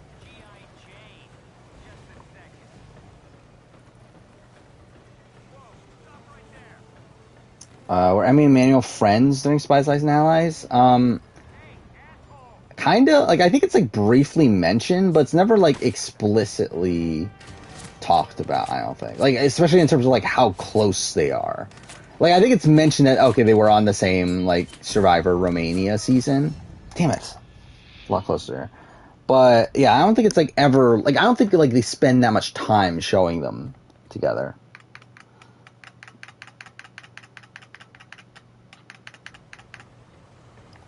Genius player ranking, it's around that time also as the recasting Amazing Race 8. Let's see. I'm pretty sure. Yeah, so right now Amazing Race 8 video is October 12th. Genius video is October 19th. The Amazing Race video is paired up with my Persona 5 Strikers video, where that will be a Monday video, is what the current plan is. And then my Genius video, like, can technically go on its own. Like, I'm kind of fine leaving it. I'm too fair. Amazing Race 8 would actually, like, the Amazing Race 8 video is going to do better than the Genius video, but it's also, like, a lot less effort to where, like, I'm okay with leaving that as, like, kind of in it, like, as an extra video. Where, like, the Genius video is, like, a bigger video. It's 44 minutes. So, like, I kind of want that to, like, I would prefer that one. If one of them is going to stand on their own, I would rather that one stand on its own. But as of right now, I have it paired up with the Plague Tale retrospective, which we don't really know when the Plague Tale's coming out. So, that'll obviously be the determining factor there. Shit. Damn it.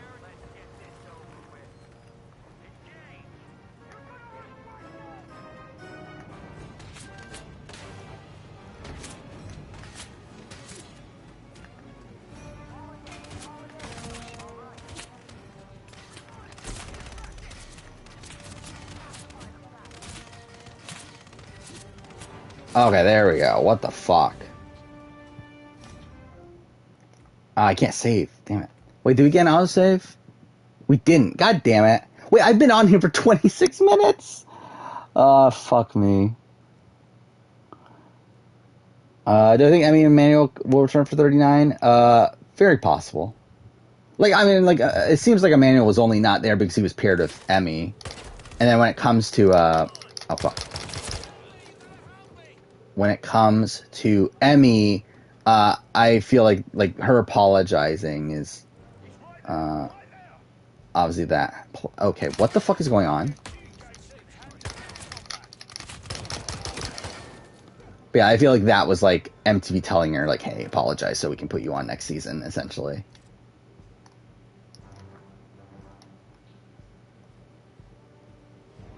Game. What the fuck?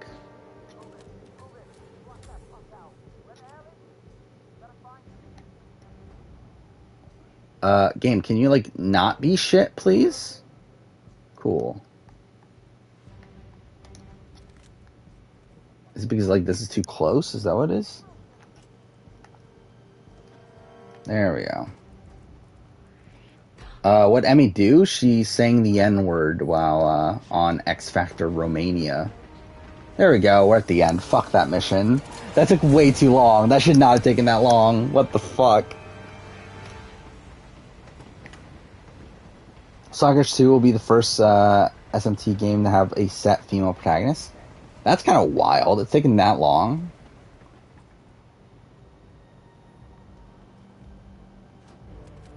Oh, look at this epic conclusion to Hitman. The conclusion everyone wanted. Zebra cakes or strawberry shortcakes? I don't even know the last time I had a strawberry shortcake. Well played, Miss Burnwood. And to fair, it's not like I have zebra cakes that much either. Really think she'll be able to resist all that power? This is not how people. To be fair, I'd probably go strawberry shortcake. Like, if you were to, like, tell me, like, right now, which one would I eat? Probably strawberry shortcake. A noble idea. Oh, I forgot the AI is coming out, too. Which I still want to play the first one. I don't own it, though. Trust you already know what this is. Why not simply take it? Yeah, it's Agent Coulson, pretty much. Embrace who you were always. Just, more maniacal. No, never again. Well, I had to try. Or at least they're trying to make him seem more maniacal. Do your thing. At least I die knowing who I am. Can you not shoot him? Oh, okay. Do you have the poison in? Well, that's kind of disappointing. And like, obviously, it makes more sense narratively. Like, it makes like, yeah, like that's the way to do it narratively. But still, it would have been fun if you could just like kill him anyway, if you wanted. I'm looking at this now. I didn't look at the channel for most of the day. Looks like my SA player ranking is kind of picking up in, or power ranking is kind of picking up in views again. So that's nice, I guess. Not by much, actually, now I'm looking at it, but it's number 2 in my last, or number 2 video in the last 2 days, which, yeah. Season review's kind of dead for 42 at this point, but what are you going to do? Do I think Emmy's a good singer? I didn't even listen. Probably not. Oh, yeah, are we talking about... Oh, yeah, I forgot she's saying Alien and that sort of thing. I don't know, she's fine. Whatever.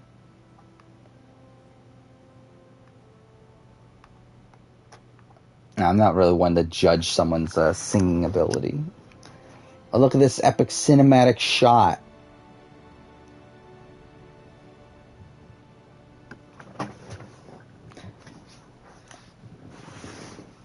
I love how, like, I remember, like, when looking at, like, the Xbox event, Summer Game Fest were going to happen, that I was thinking, like, coming into this stream, like, by the time when this stream would happen, that I would, like, have, like, all the video game videos set for the end of the year, like, when exactly things would come out, and I love how, like, that's still not the case.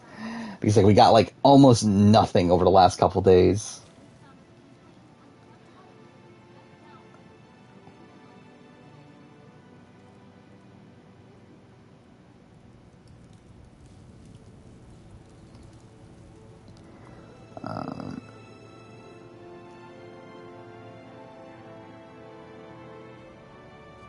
Yeah, I'm trying to look up right now what was even announced. But I still can't believe like they had like Fable, they had like Hellblade. We got no Hellblade 2. Like when the fuck is Hellblade 2 coming out? Like how is Hellblade 2 like how is that still like not close to coming out at this point? Like that was announced what, like 4 years ago, 3 or 4 years ago? I think 3 years ago, right? I think it was 2019 Game Awards. But like that's still not coming out anytime soon. It's like they've been working on it since what, 2017? It's been 5 years. You're saying it's not coming out within the next year or two? Like how long is this game going to be in development for? I choose this path because I can. There will always be people like them. So there will always be. Will I watch Lightyear? Probably not. No one is I don't know, like maybe like obviously like if I get around to doing a Pixar film ranking at some point, then like yeah, but I don't think I'll go out of my way to watch it. I hear it's good, right? Oh, look at that epic ending for Hitman or for Agent 47. What a masterpiece. But I think a challenge will make a sequel to Global Championship. I don't think it'll do different countries now. Like maybe like swap out Argentina for something else, but I think it'll keep U.S. and maybe Australia, maybe U.K. But I think U.S. for sure will be part of it, no matter what, moving forward. But like realistically, like I don't know if they're gonna keep. Like we'll have to see how it plays out. But yeah, I don't know. Like I could see them continuing to challenge CBS or challenge USA. But like, even if this is a failure, but I think beyond that, I don't know how likely it is. Who am I rooting for in Challenge 38? Not really. I don't really care. Like no one really. I guess like Jay and Michelle, like with them coming from Survivor and everything, but not really anybody. Who's even left? I don't even know who's even left anymore.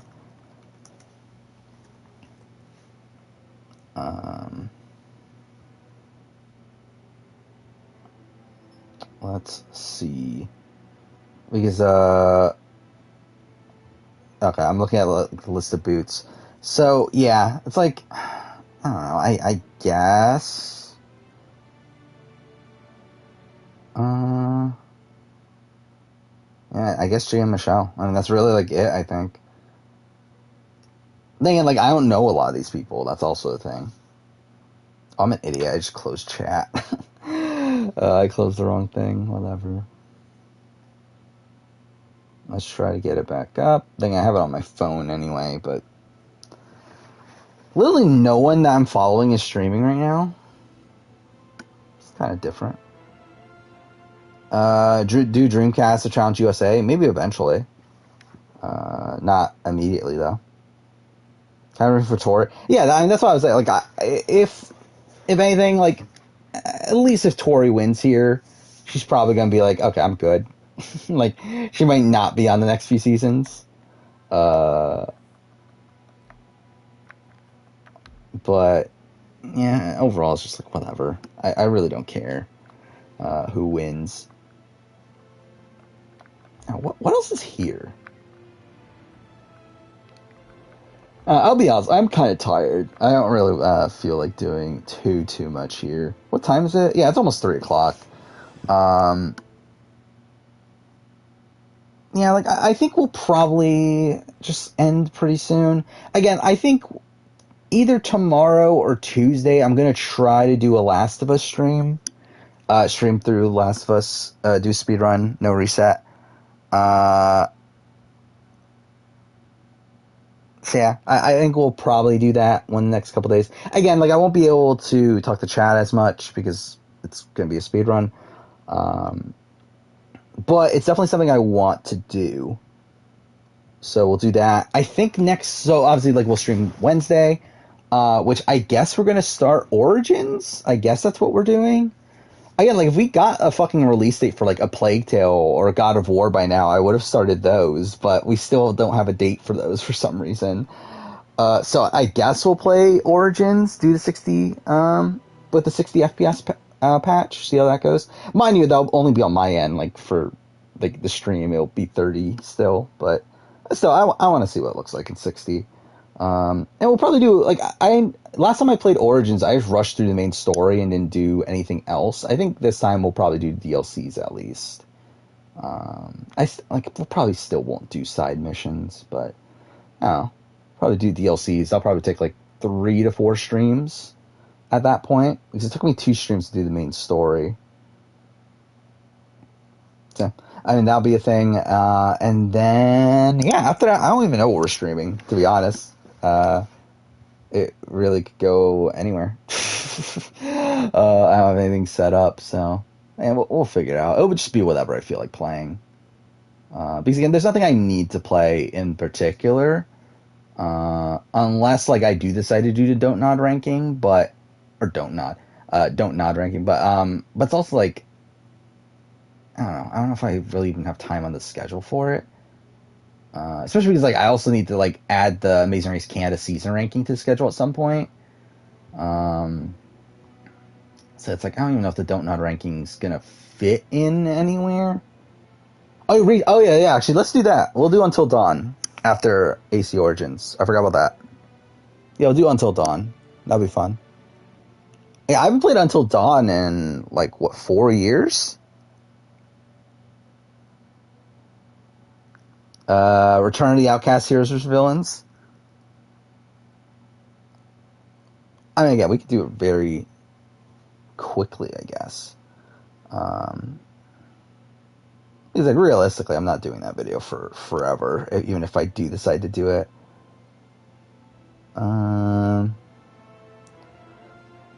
So, I don't know. Is Chappie's a hero or a villain? I don't even know. Like, where did you put Chappie's?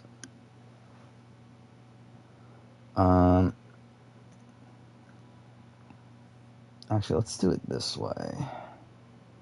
Oh my god, I have like a billion things open. What the fuck? There we go. Alright, so Tony, I guess, is a villain? Like, I don't think she was shown in like a heroic way, right? Seamus, I guess, is a villain. Shane is a villain. Shona, I guess, is a villain. Is Steffi a hero? Like, Steffi's technically a villain, but I guess she's the hero for the sake of this. Tanya, I mean, is she a hero? I guess. Tajan is a villain. Tevin is a villain. Teresa, I guess, is a hero just because there's too many villains. Felix is a villain. Killarney's a hero. Of all the heroes are women. Marion's a villain. Meryl, I guess, is a hero for sake of this. Palessa would be a hero, right? So there's too many women heroes. Philip is a villain. Pinty is a villain. Dante, I guess, is a hero. You know what, fuck it, let's put Chappie. The thing, that's an overpowered tribe to put both Dante and Chappie. Well, I'm too fair, I guess that is the way it is in real life. How the fuck did both Dante and Chappies end up on the same tribe? Why did they even put Dante on this season? I still can't believe that. PK's a villain. Dino, he's kind of nothing. I don't know, I guess hero for the sake of this. Because I feel like Philip, I guess Philip you could say is a hero because of his job, right? But I feel like Tajan, Tevin are locked villains for Mensa, I think. Shane is a locked villain. I think PK is probably a locked villain. And I think Felix would be a locked villain. So I guess Philip would have to change sides. I guess Seamus would have to change sides. I mean, Seamus is not a hero. I guess there's more of an argument for PK being a hero than Seamus. Because at least PK was an underdog for a little bit. But then, how the fuck is Philip a hero? None of this makes sense, but whatever. Dino's not a hero, but whatever. Again, Pinty and Marion, I think, are locked villains. Tony, I guess, just because, where else? I think Palessa's a locked hero. I guess we'll put Steffi as a villain. Oh, Shona as a villain. I miss Shona. Is that it? Oh, I guess that's it. Alright, I guess that's the cast. Yeah, that was, something. So yeah, I guess we got, Hero, we got PK, Philip, for some reason. Dino, Dante, Chappies. Really, I think the men, there's no straight-up hero. There's literally not a single, solid hero for the men. But then you got Palessa, Tanya, Teresa. Really, I mean, the only heroes here really are Palessa and, maybe Killarney. I don't think anyone else here you can actually say is a true hero from this cast. Then villains, Tajan, Tevin, Shane, Seamus, Felix. How's Felix back on? Pinty, Marion, Tony, Steffi, Shona. I mean, to be fair, I guess you could make an argument that Shona is a hero. Actually, but then that was already my issue, right? It was too many female heroes, so yeah, I don't know, whatever.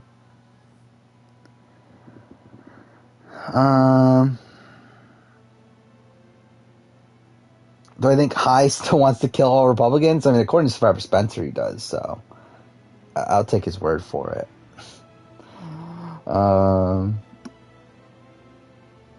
I was just checking up on Reddit to see if there's any news to still talk about. I forgot they showed Diablo 4, but it's I really don't care about Diablo 4. Really, this Microsoft show is really a lot of shit I just simply don't care about. To me, it just further proves why I don't have an Xbox. Because just nothing they showed was interesting to me outside of Starfield, and again, Starfield is still not as interesting as a lot of other as pretty much anything Sony is doing to me. Do I think I played the Quarry on stream? Probably not my first time, but maybe eventually.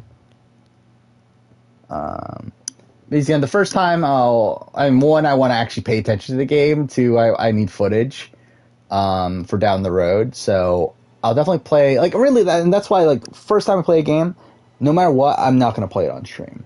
Unless it's a game that I literally do not give a shit about and will never do any semblance of a video on. It's just one, it's I'm not even paying attention to the game most of the time I'm playing when I'm on stream, and then also it's not usable as footage for videos, and the footage that I use for videos is still lower quality than I would like, but stream footage would be even lower quality, and then also would have the issue of it being bigger chunks that would make it harder to navigate around. to like find like things. So yeah, like I would have to play it on my own first, but after that, yeah, probably. I think it'll be fun. Yeah, so I think that's like probably the time schedule though is AC Origins followed by Until Dawn. I think that's probably the next 2 games we'll play on stream. After that, again, don't really know. We'll figure it out. Again, along the way, I also want to do these Last of Us speedruns. I mean, I'll at least do one. Again, like we'll do one this week. We'll see how that goes. To be honest, if I beat my PB on my first attempt, then like I might just like call it there. I just want to get like an official run. Like I just want to get an official run to put on speedrun.com. Like I really don't care if it's like that good. Yeah, we talked about the Corinne video that Spencer's doing, which is funny. We have Last of Us, like, my PB right now is a 3:24:59, I think, something like that.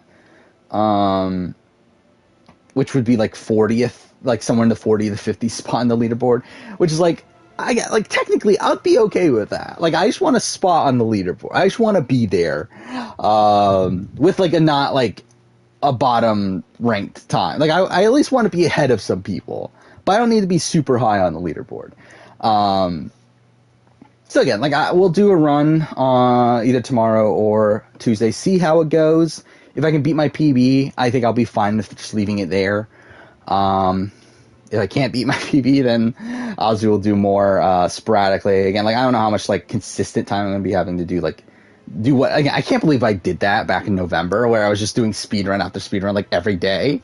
Like I was like looking at Twitch tracker and like looking at like how often I was streaming in November, and like that was just ridiculous. I was doing these Life is Strange True Colors speedruns like almost every day. Like, I was literally streaming, like, 5 out of the 7 days, just doing Life is Strange True Color speedruns. It's like, I don't know how the fuck I did it then. But, like, we'll do, like, 1 run a week, until I get a time that I'm, like, fine with. After that, like, to be honest, I think we're probably good. Like, maybe I'll try out a different category or something. Like, I mean, the category I want to do is Glitches New Game Plus. But we could do New Game, and then...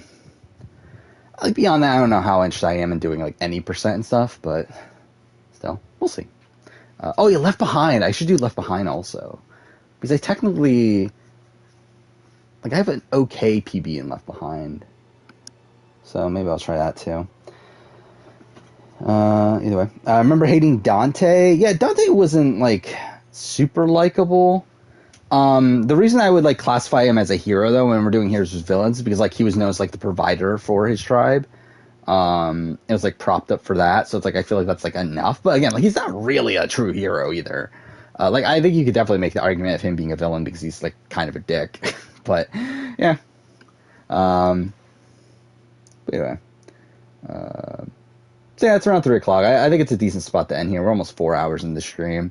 I'm pretty tired, so we'll see. Again, might be back tomorrow for all I know. If not, maybe Tuesday. If not, maybe Wednesday. We'll definitely be back on Wednesday for sure. But again, if I can do a Last of Us speedrun over the next couple days, I would like to. So, but again, like I won't be able to talk to chat as much, so don't expect like as much interaction as we do on the normal streams. Because again, really, there's not that much downtime. Like there's downtime at the beginning of the run. And the intro, but then like after that, there's not that much downtime. Like pretty much the entire time. Like there's like little glimpses of like maybe like 5-10 seconds here and there, but like there's not. It's not like AC Origins, where during AC Origins like you have the entire confessional scenes, which are like a minute to 2 minutes of cutscene of unskippable cutscenes, and then you had like Life is Strange True Colors, where like it's almost the entire game is fucking a cutscene. But yeah, like here, like with Last of Us, there's very little time where nothing is happening. So again, not gonna be much interaction there. So again, but we'll see how it goes. So yeah, stay tuned for that. And yeah, if not, then see you guys on Wednesday. We'll start AC Origins. So yeah, and also this Wednesday will be the 2021 year gaming video, which again most people don't care about, but again, that took me a lot of time to put together. So there'll be that, and then this Saturday will be a Survivor What If video, so stay tuned for that. But yeah, for now, thank you guys for watching. See you guys next time.